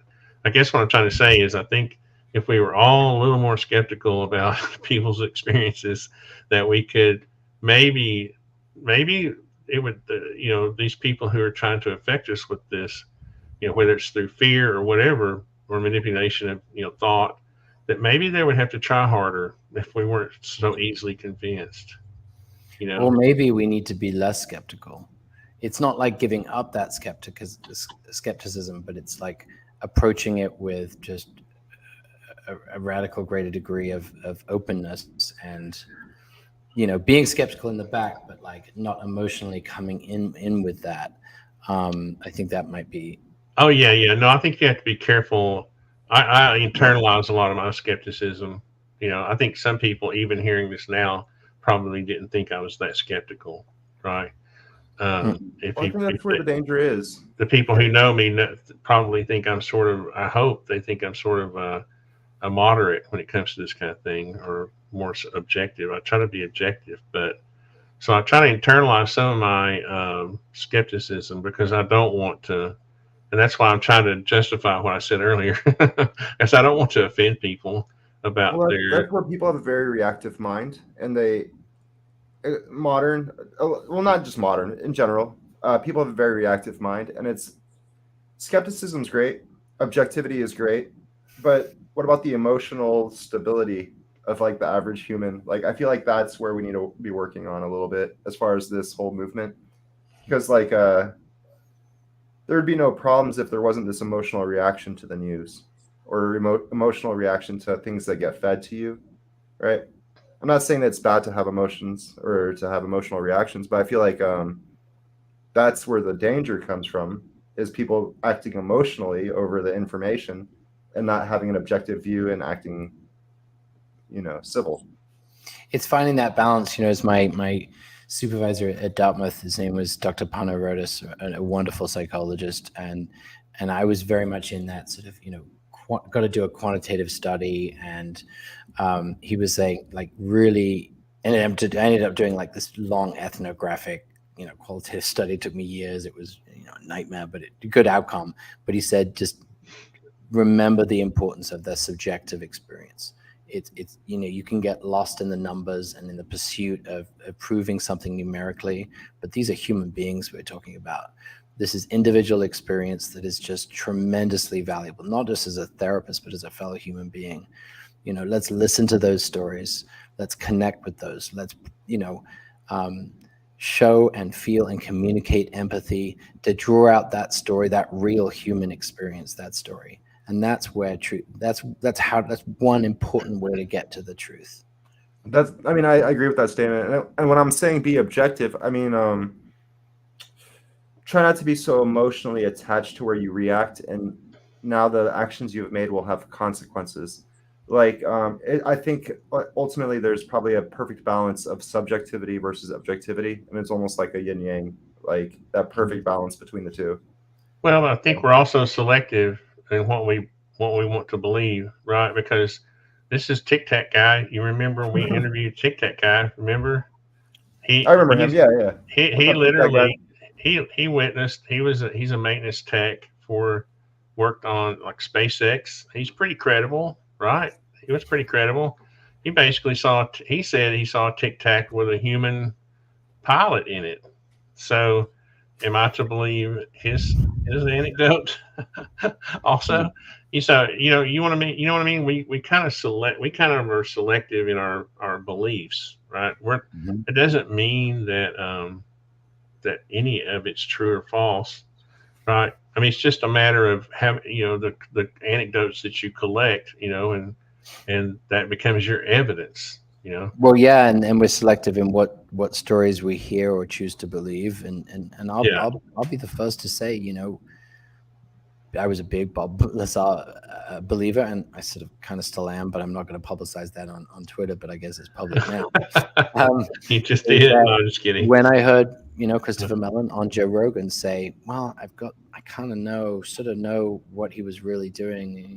He was referencing maybe he's a janitor, or maybe he was going to a bar and chatting with some guy, and, not saying to anyone that's, the truth. It was all, it's probably hearsay, but it's kind of easy to kind of just hear one story from a credible person. It's like, oh shit, I kind of got it wrong, and I mean that's true. Or when they make a documentary, do you know they can make one documentary to really fully support one argument, convince you completely, and they've got 12 hours of footage. They've got enough footage to take it the other way. Well, but it's just like we were talking about earlier, the mafia thing I was talking about. Chris Mellon may be your guy, and Bob Lazar may be my guy. None of them have actually presented any evidence at all, right? So it's an emotional attachment that we have to these people. Like some people just love Travis Taylor. I got kicked out of a whole Discord server because these women love Travis Taylor, and I said one thing. I just asked a question. That's all I did. And they basically got me kicked out of this Discord server. So you've just brought up something huge, Tony. Like people haven't really talked about that, at least from the videos that I've seen and the podcasts, is sort of the emotional connection that we might have. There might be something about someone that draws us to them.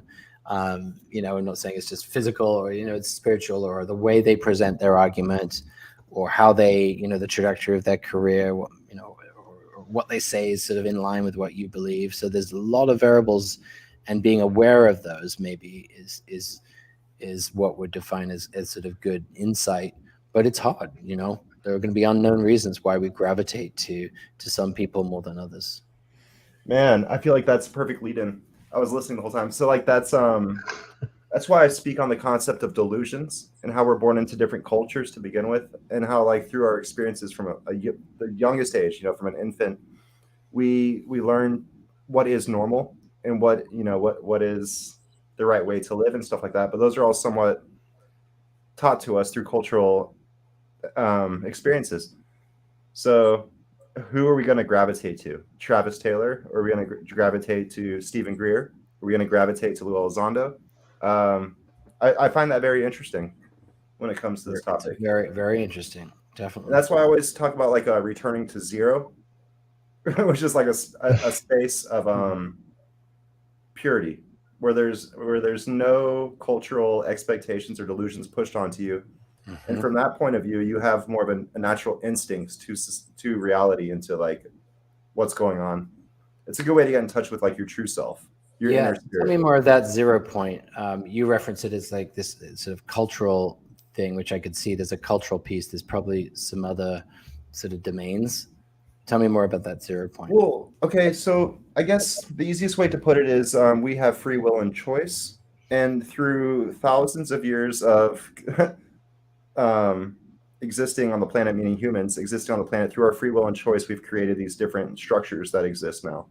So imagine the earth with no mind, meaning no beings of free will and choice. Everything would be perfectly focused to where it's supposed to exist. But now, because we have an instilled thought, meaning like I need to get water, or I need to make money, or buy a Ferrari, or something like that, we now have a pacing, because we're ultimately matter focused in by the universe. But we also have free will and choice. And so like our cultural expectations create the pacing motions of our lives. Like if we weren't born into a culture, we would basically probably live very still, maybe nomadic. So it's basically the difference between a natural human versus one that's been born into cultures and fractals of creation. Mm-hmm. And so like when you're trying to always live up to certain expectations, it's always taking you away from center. Yeah. I get that. I can see that. So what cultural forces for you are pulling you in one direction more than the other? And when do you know that you're being pulled? And when do you know when you got to get back to that center point? It's really interesting thought.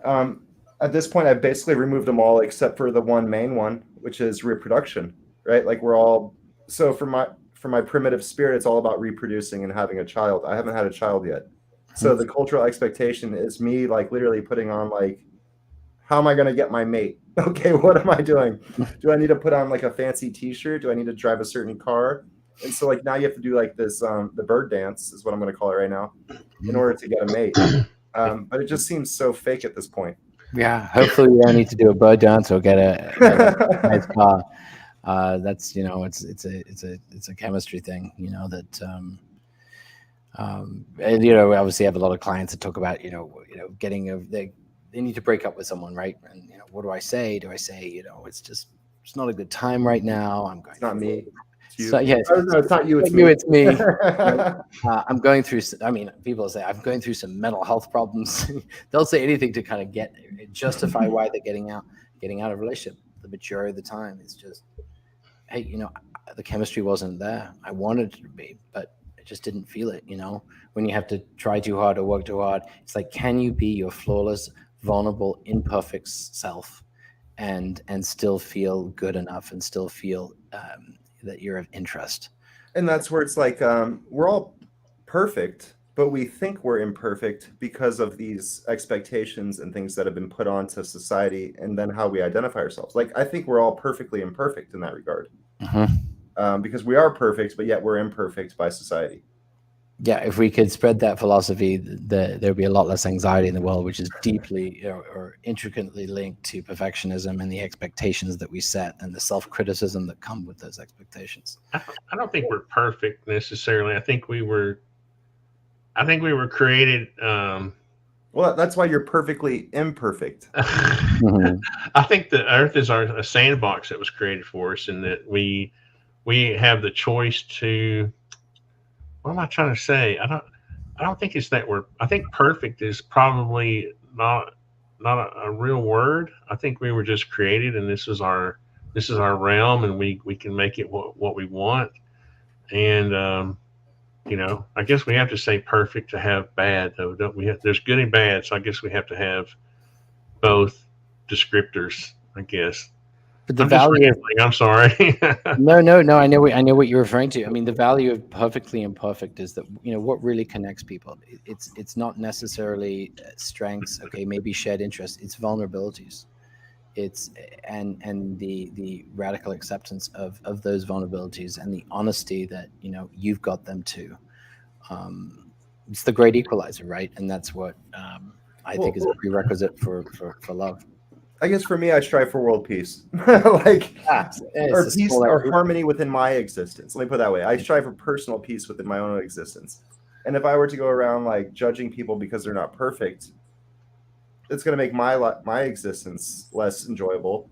But if I can understand that that I myself as well are imperfectly perfect or perfectly imperfect, like, you can appreciate the flaws that exist within people and within yourself.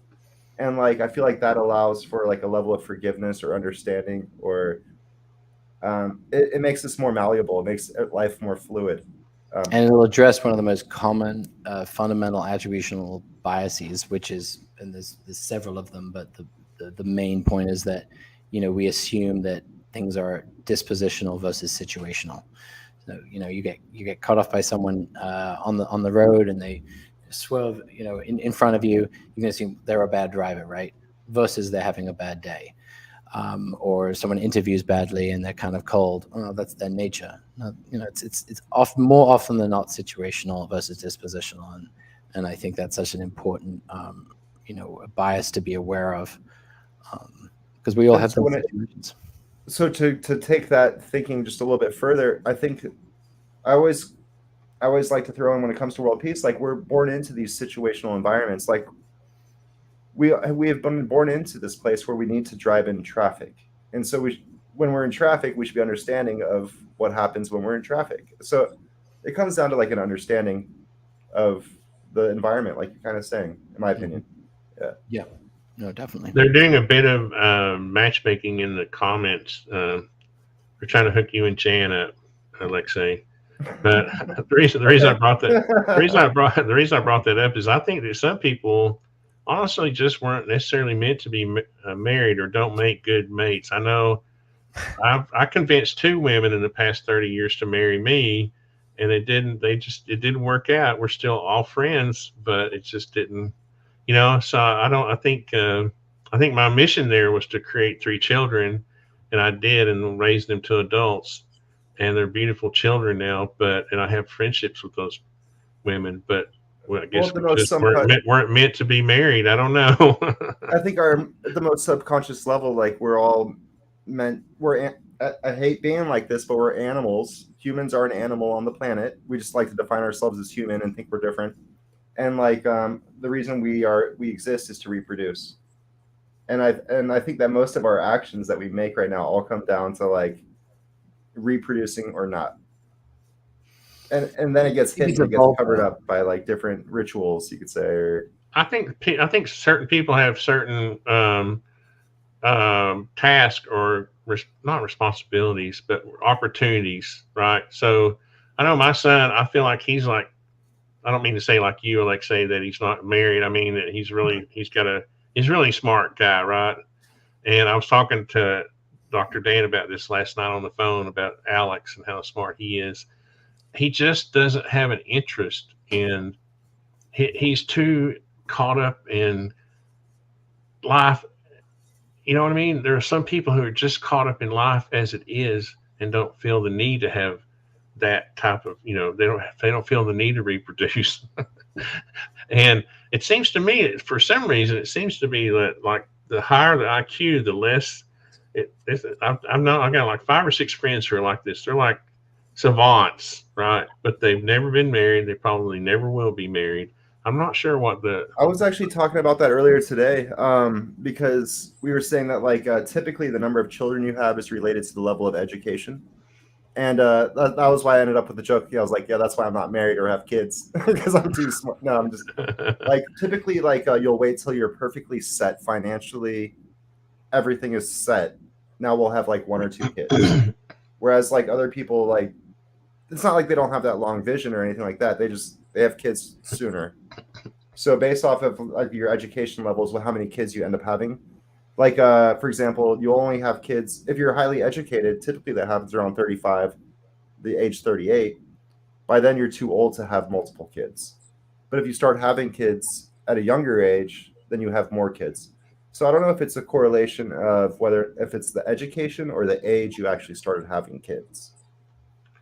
Well, my first marriage I felt like maybe I was too young. I felt like, I had my career started when I was 19. I had my own little contracting company, and I was going to be a design build contractor. So I had to get a woman, and I had to get a house, and I had to have a family. So I was 24 years old. Did you have a dog? Yeah, exactly. Yeah. A Dalmatian even, and maybe I was too young. I don't know, So I don't know. I've heard this thing about. I know women are more likely. To me, my experience is that women are more likely to wait until they're at some golden age or prepared financially, I think, than men are. Is there some kind of psychology behind that, Dr. Dan? Well, I think women think about it a lot, and obviously, biologically, really the younger they have it, the greater the chance that that child is going to be healthy. But I think when women get, and this is really just speaking from certainly research, but counseling a lot of women over the years, 35 to 42 is like they're really on that, and they're really concerned about that, and especially more career driven women. And it's really hard to make it in a career and try and find someone. And but I do think that going back to what Alexei was saying about the correlation of education, I'd love to see the data on that. I do think there's truth to that. But I'm kind of more interested about the sort of evolutionary, like we're all designed to sort of reproduce, and while that's still there, I think we've evolved to become monogamous, and because monogamy protects children.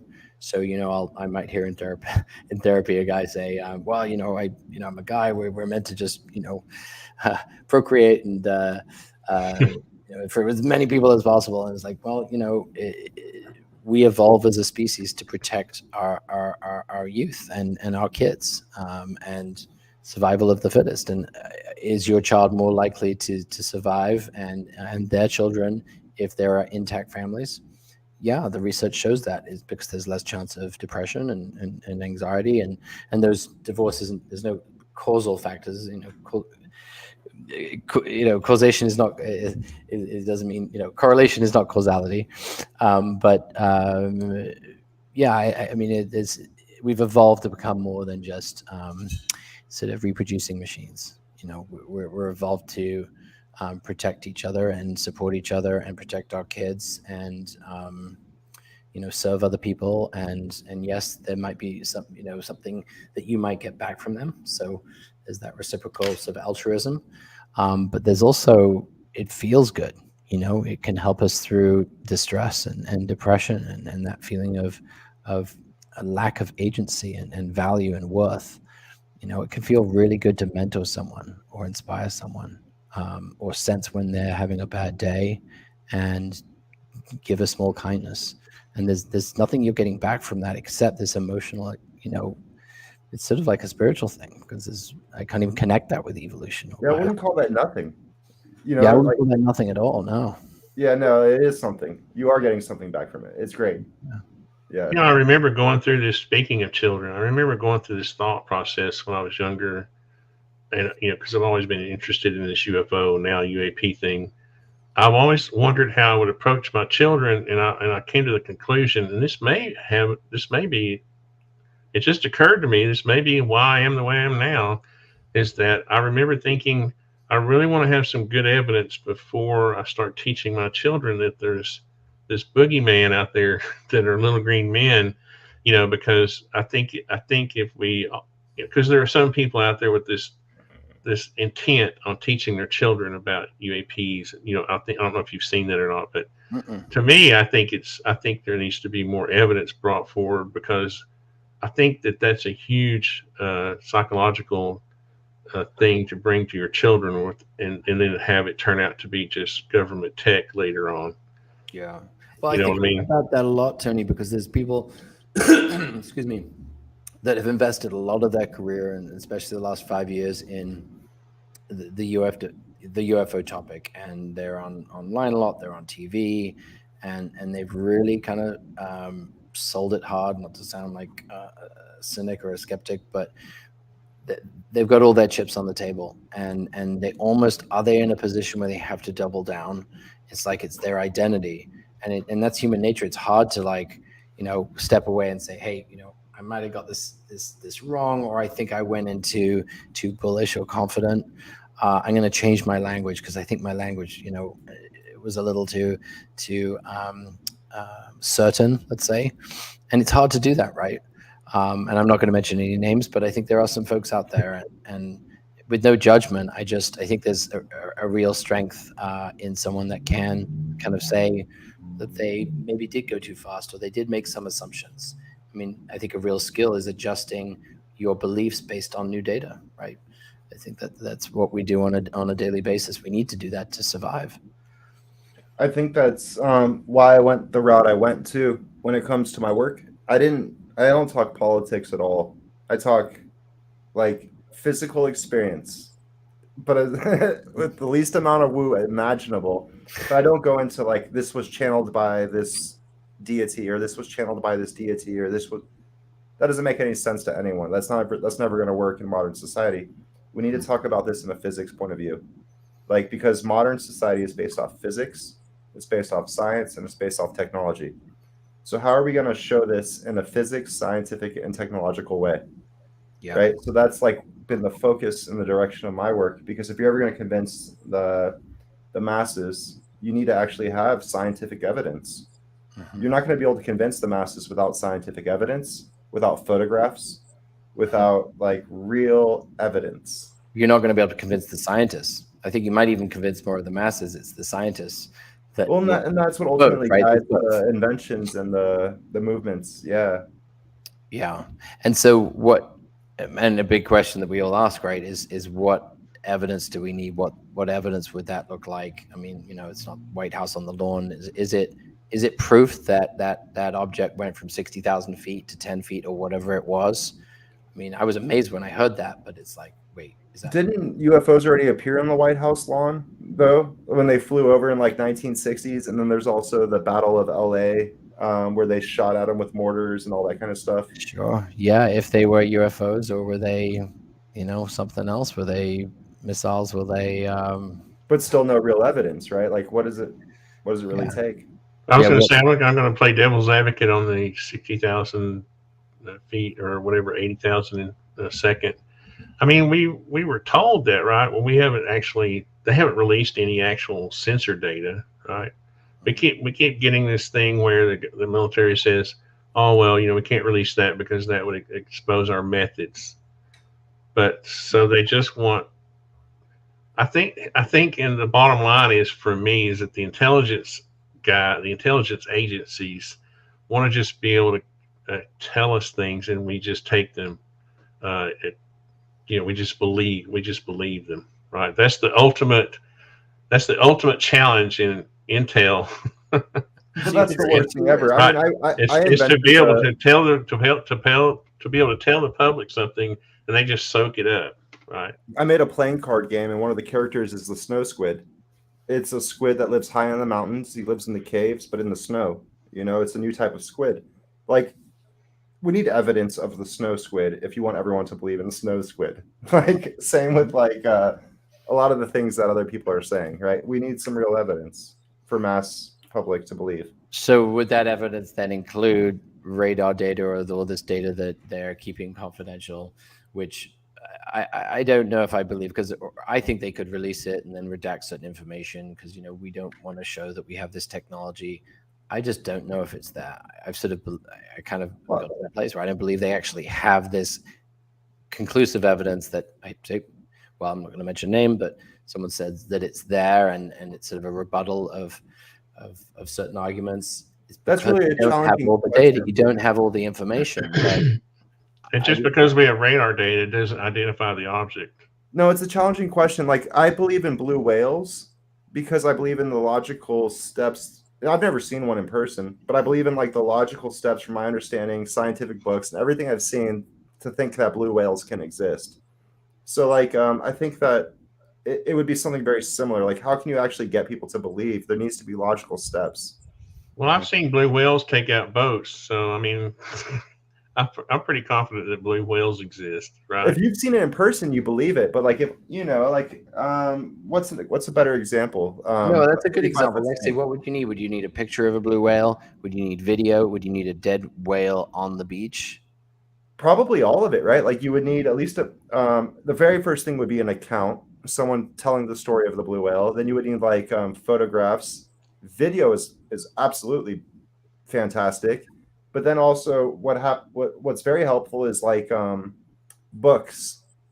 When I'm growing up as a child, whales poop too, or everything poops, where it has whales poop too as the last line, and so it needs to be integrated into society if you really want people to truly believe it is, no questions, this exists. And I just then think it goes there's back to the argument of truth. Is it really I think there's a role to play for people who want more, who desire more. Yeah, they want to ride the whale. I don't think They it. ride the whale, and even when they've ridden the whale, they could say the whale is not. It's a fraud. It's a hoax. It's not really a whale. It's a mechanical whale. Oh, come on now! Just because I want to ride the whale doesn't mean I'm going to go that far, right? I mean, I don't know. I think there's a role for people. If I get eaten by the whale, then it's real. I'll believe it at that point. Yeah. If you give me as much evidence of UFOs as I have of blue whales, then I think I would congratulate you. I would be happy with that. But I haven't. I mean, I still think I can't get over this idea that we have tech that they're. Okay, here's a good example. The first time I saw the splash video, remember the splash video? You remember the FLIR video of the object? This was like a sphere, and it was right above the water, and it splashed. Like the I one know the sounds of it. They're like, oh, it splashed. Let's go back and listen to the tone of voice. It's like, it's at this knot, this bearing, this, at 12 knots. Yeah. Splash. Okay. It sounds like a train, it sounds like it's a training video, or it's, it doesn't sound like the guy is looking at an alien splashing his vehicle in the water, right?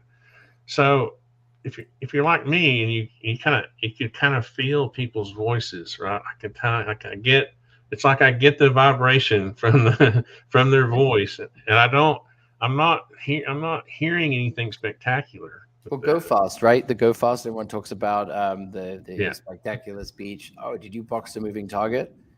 Yeah, I was bored and I boxed a balloon. It was, what's fun, I mean, it really could be that. It's not like there's not much more than that. It's just we extrapolate from that.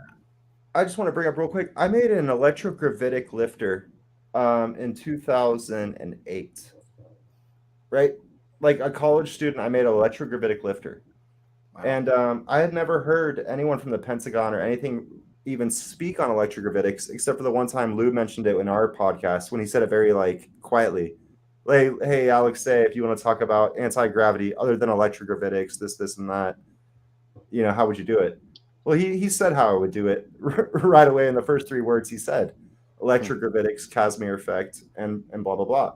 Electrogravitics was invented in 1912. I think the breadcrumbs are already there. And like, sorry, I guess I just went on a ramble. No, you didn't. I mean, No, I wish I knew more about it because I'm going to be Googling that after. But, yeah, like I feel like they are bringing up the information. They are saying it, but it's like people just aren't aware because they're caught in their own, they're caught in their expectations of what reality is. And so many people are caught in that whole natural selection cycle of making money, getting the nice shoes, getting this. And so all they care about is like Kim Kardashian or something. Whereas like there's this much bigger world we live in. Yeah. I'm just not convinced that after the Manhattan Project, we were just satisfied with, right? Oh, well, we can take a long vacation now. We took out Hiroshima and Nagasaki, that's it. I mean, for me, there was always this push that I gotta have, we gotta have more technology. We have to be the best. We have to be, you know what I mean? There's all that drive that our military industrial complex has to be the man. Yeah, absolutely. And that's what keeps me thinking that. Well, I don't know what I'm thinking, to be honest with you. I'm open to all of it. I think it's all true. No, I don't know. It's not that you just lean more to the government conspiracy, or the government's trying to control, or they have an agenda, and I don't think it's conspiracy necessarily. I think it's human nature.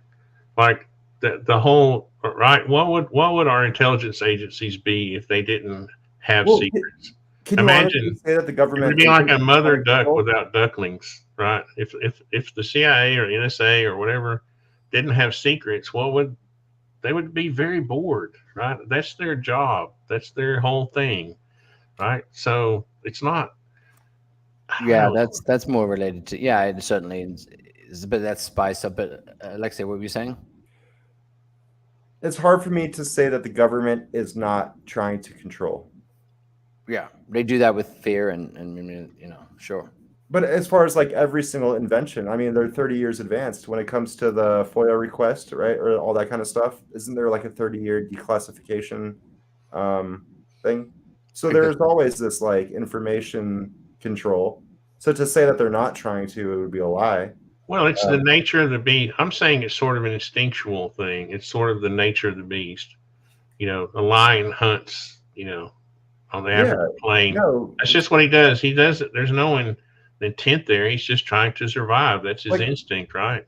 Our GPS intelligence agencies, that's what they do. Yeah, like our ability to drive on roads with a blue line that takes us where we do comes from government having 30 years of experience with GPS before they release it to the public. I mean, there are people who really think that we have to be the world superpower, and that's the only way that we can remain free as a free society. And so these people are driven by that, Yeah, but I don't want to get too far into it, but the whole concept of a free society goes out the window when you have to pay taxes. But we'll move forward from that. I'm just talking about security. I'm just talking about security. You can't have a free society totally. As free as we are without security. Look at Ukraine.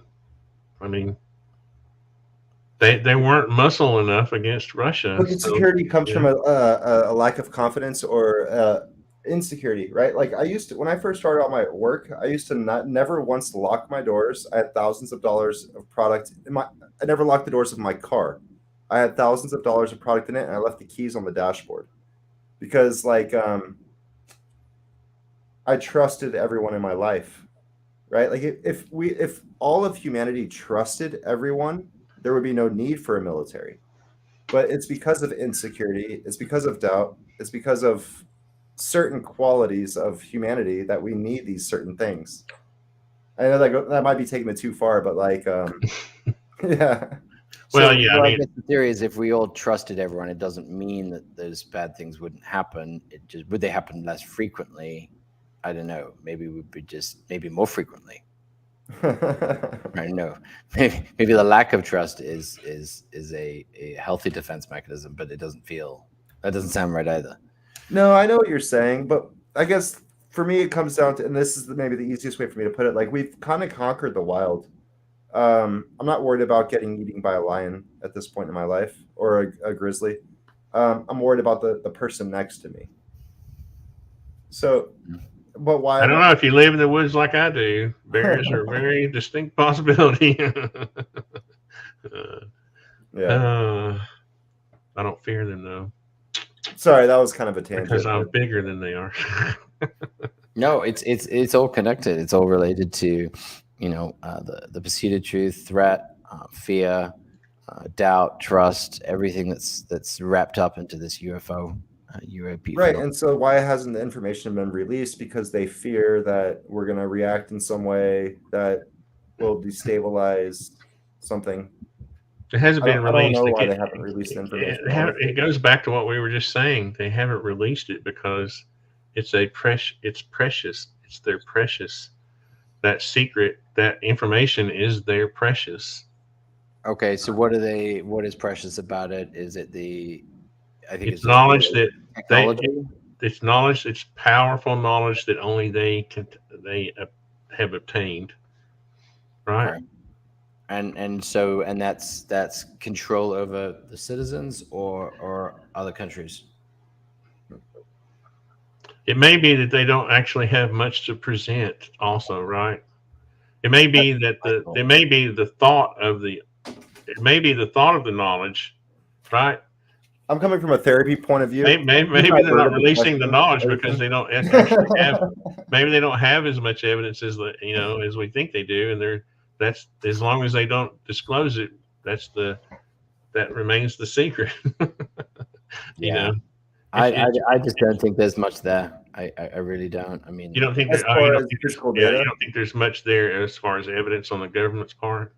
yeah, I just don't think that they have that much. I mean, I know they've got some multi-source data related to the Nimitz stuff, and I want them to release it. I know they can. Why aren't they? I think probably they're trying to find a way to do it. Maybe. I don't think there's any other alternative motive. It's not like to control us, or I think they kind of maybe testing the waters to see how we would react. We're all interested. We all want to know. We're going to love our government more for sharing this stuff. So, and be happy with paying our taxes. Or I only see a benefit unless there's something that they know that is scary, is bad. It's like we know these. That's where I was just about to say, because I'm playing devil's advocate. You said they don't want to release it because there's not much there, or there's a lot there, and it takes a lot of steps to get there, and we don't have the scientific data or physical evidence to quite convince everyone just yet. I was thinking that it's like, okay, we've got the data to say they exist, and we'll release that when the time is right, or we're not going to release it because we've got the data to show these people are baddies. That there is actually a threat. Small chance. I mean, I like to think that they are. I think there's very little evidence that there's a threat. That's what I'd say. Like the threat thing is a leap for me. The existence is not. We got thousands of years of data to support that they are not a threat. That's what I'm getting at. Yeah, like they haven't been a threat. Why would they be a threat now? Some people would say they haven't been a threat because it's not real. But I believe they haven't been a threat because, they are. Well, then what are they doing? What are they doing here? I guess this is kind of another whole subject, but the whole idea of the shadow biome, where they've always been here or they were here before us, and that they're, I don't know. Well, I don't want to get too far into this, but that's where I go into my last books, The Spirit, The Vortex of Creation, and talking about the precessional cycle of Earth and the Yuga systems, and how, all of our entire universe is bubbling from a soup, and we have the physical reality, which is only perceivable when in an alpha, beta, and slow gamma state of consciousness. And basically, a human properly tuned to Earth has a properly tuned circadian rhythm and goes through a very cyclical nature, delta to fast gamma. Not fast gamma. Delta, theta, alpha to beta, alpha, back to beta, back to alpha, theta, delta. And so that pattern of orbit relates to the tidally locked spheres of a fifth dimension. And so when you expand that entire orbit outward and you think about the precessional cycle of Earth and you relate that to the Yuga system, you realize that Earth itself could potentially be jumping into a new dimension of experience when it comes to the age of Aquarius and the Tetra Yuga versus Dwapara Yuga, as well as the green ray energy system versus the yellow ray energy system. And well, there's some insider knowledge for you, insider info. Well, no, yeah. So that's where it gets way too into the woo, and how can we ever physically really demonstrate this information? Mm-hmm. You can't, right? But what does it do for you? It's consciousness, right? How do we interact with consciousness? Yeah. In a superposition quantum viewpoint. Mm-hmm. Yeah. So even Hindu mythology right now would say we're drifting towards a greatest center, and we're about to enter a new vibration. And so when our consciousness enters a new vibration, it's similar to going from a dream state into an awake state. And so when it comes to the whole UFO thing, if Pisces was at this time, Aquarius is at this time, well, we're jumping into a denser vibration, meaning the Schumann resonance of the Earth potentially could be going from an 8 hertz to a 16 hertz. And so humans, their typical patterning recognition of the universe would go from a 20 hertz to somewhat of a 40 hertz. And so there's a shift in consciousness. And when you're at 40 to 80 hertz, well, you're basically interacting with the denser realms of creation, which is out of body. It's afterlife. It's also just in general the denser realms, the future.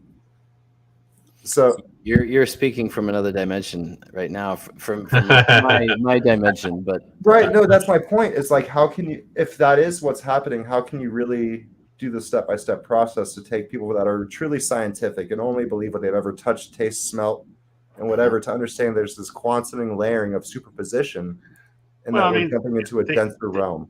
These beings could be from different states of matter, right? Right. That's kind of what I'm saying. Is that that's kind of the idea behind the shadow biome thing, where they're just in a different state of matter than we can perceive, and they're among us. But don't you think if they exist, if they exist, isn't it just more likely that they're from another planet or another another? I think so, or I guess I don't think so. And the reason I want to say this real quick, the reason why I do is because our perception of now within the physical realm is an overlapping of 1/2 past and 1/2 future, as we're orbiting the greatest inertial reference frame of all moments. So our half past and half future are relatively, meaning Einstein's theory of relativities of time dilations and Lorentz contractions, are being manifested into experience. So there's a layering of dimensions being crunched in, creating all the matter. There's a layering of dimensions being stretched away, creating all the light. And so when you think about 1/2 past, 1/2 future, all existing within a black hole, orbiting the center of time, I don't think that many beings would be coming from other planets. I think that when it comes to human creation and the human conscious collective, that Earth is the center of our universe. And that when it comes to time, other beings would exist within different densities in time, more outward or more inward. I thought about some of that shit at a Dead show 20 years ago. I've heard similar comments. No, yeah. Well, I guess that kind of goes along with what I was Very talking profound about. stuff. I don't mean to minimize it, but No, you're good. You're good, man. No you know, it worries. was a No, it traumatic kind of goes along with experience.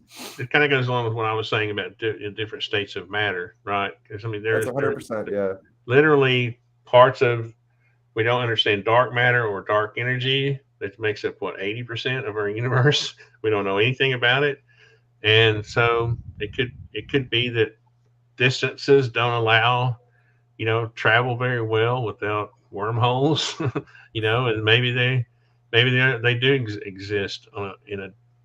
I don't know if it's dimensions or we just can't perceive them. They may be a part of our three dimensions. We just can't perceive them, right? Dimensions is a word. I know, but it's like see, vibration. dimensions is a hard one because if they're on a different dimension, then it makes it a little bit more difficult to pop in. You know what I mean? If they're part of our reality, we just don't perceive them. It's easier for them, I think, to manipulate this reality than it is to pop in and out from. I don't know. I don't If know. they were on a different dimension, from my understanding, it'd be easier to manipulate it if they were in a less dense realm without popping in and out. But if they come from a denser realm, they need to pop in to then do the manipulation. Because the energy is constantly spiraling inwards to the center. Less dense realms, they could just do whatever they want and influence our realm. But for a denser realm to influence us, they would need to pop in and influence us and then pop out. Yeah, I've always thought that there's certain knowledge that humans will never be able to obtain, and that's probably part of what we don't have access to. I think when we pass over to the other side, we'll probably understand a lot more than we have access to right now. I don't think we'll ever completely understand the universe. I think probably humans when we pass over, we still will only have a limited understanding. I think humans will probably become extinct before we figure out, before we get too much further than I don't know. Quantum mechanics. We figured out a lot in the last couple of hundred years. You never. No, I know, but I think there's an extent to the, you know what I mean? I think we're going to reach a point where we can only. I mean, as far as whether we're going to kill ourselves or not, that's what I mean. I don't mean that we can't eventually get there. I just don't think humans will last that long to understand entirely. That's just my thing. I just don't think humans were created with the ability. We're taking some risks right now. I mean, even we're taking risks right now in regards to our survival, internationally. Not to make judgments, but of some of those decisions. But I mean, the stakes are pretty high, and consequences are drastic, and it's scary, and it comes up a lot in the sessions that I'm with the folks I'm working with and or have worked with, is what's going on in the world, and the chances of war and nuclear explosions, and it's not just imminent threat or local threat, it's global threat, and like I guess for everyone, it's just trying to not think about that and live each day as fully as we can in the moment, and be as grateful as we can, and just just savor the experience, the life experience we have. So we can do, I guess. I think that's a good note to end on. Let's do it, and we'll have Dan back. All right, I'd love it. I'd love it. I can't think of a better thought. Yeah, I want to get sucked back into some different dimensions, like 25th dimension, and deja vu freaks me out. Deja vu freaks me out, and that when I get some deja vu, I'm thinking, wait a second, this is another life I'm living. So, I think the whole synchronicity thing is funny too. But anyway. I went with you the other day on Twitter. I was like, yeah, I saw this at 2:21. Yeah. So anyway, that's another rabbit hole we could go down. But yeah, I do thank you. It is. I need to go to bed because I have to get up early in the morning. But will you come back and visit us again sometime, Dr. Dan? Yeah, I'd love to. And please wait 1 minute after we get off live before leaving. Yeah, I'd love to. Just get your details, and I have another question for you. Cool. Yeah. Well, thanks. I really appreciate everybody in the audience. I tried to keep up with the chat the best I could. You guys had a pretty good conversation going out there. That's interesting. And they've got my Twitter handle if they want to, send me a message or be happy to answer any questions. Did I put it in the description of the video? I think I did. Great. But what is it right quick? I'll type it in the chat. It's at Anxiety Whisperer.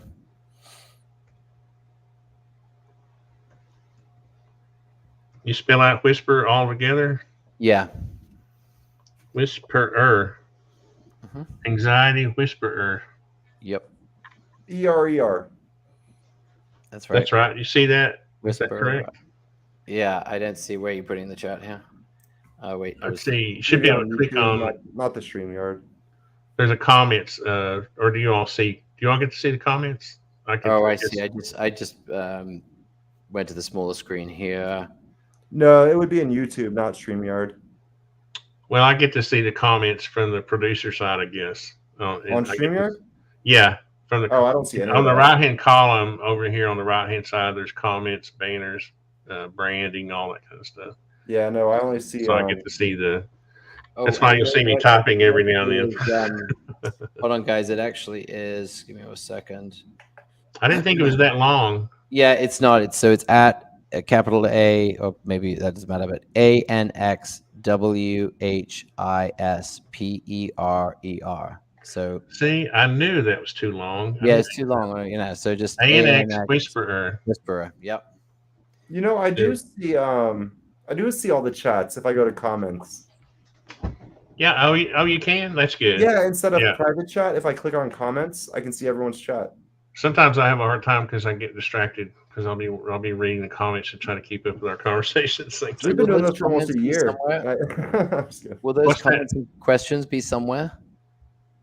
Like when you post this? I have mine on YouTube. I have it so that the comments play on the video version, like replay the comments. I have some people. That's an option. You can turn it off or on. I have mine turned on because I like seeing the interaction. It doesn't let me comment on the comments though. You don't have a little box at the bottom where it says no, I don't. In private chat, I do. Huh. Yeah.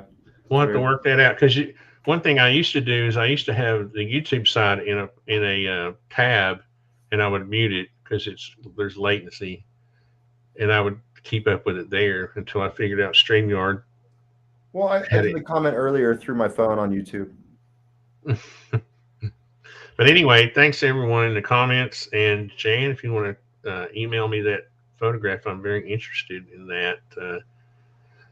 And if you don't, that's okay. I'm interested in that type of thing. She had mentioned earlier where she had a photograph of a loved one in a mirror, I think, or something. So anyway, I was just interested. My email address is tony@artistandtony.com. So there we go. All right. Well, thanks, guys. And y'all hang out just for a second. And I appreciate everyone. This was kind of we threw this together really quickly. So I appreciate you, Dr. Dan, coming. And I really appreciate it. And we'll have you back again, hopefully. I had a lot of fun and look forward to, responding or keep in touch with any people who viewed this and answering any questions. I'm here to coach, guide, support, learn from you, be inspired by each other. All right. Thanks. We will see you guys next time.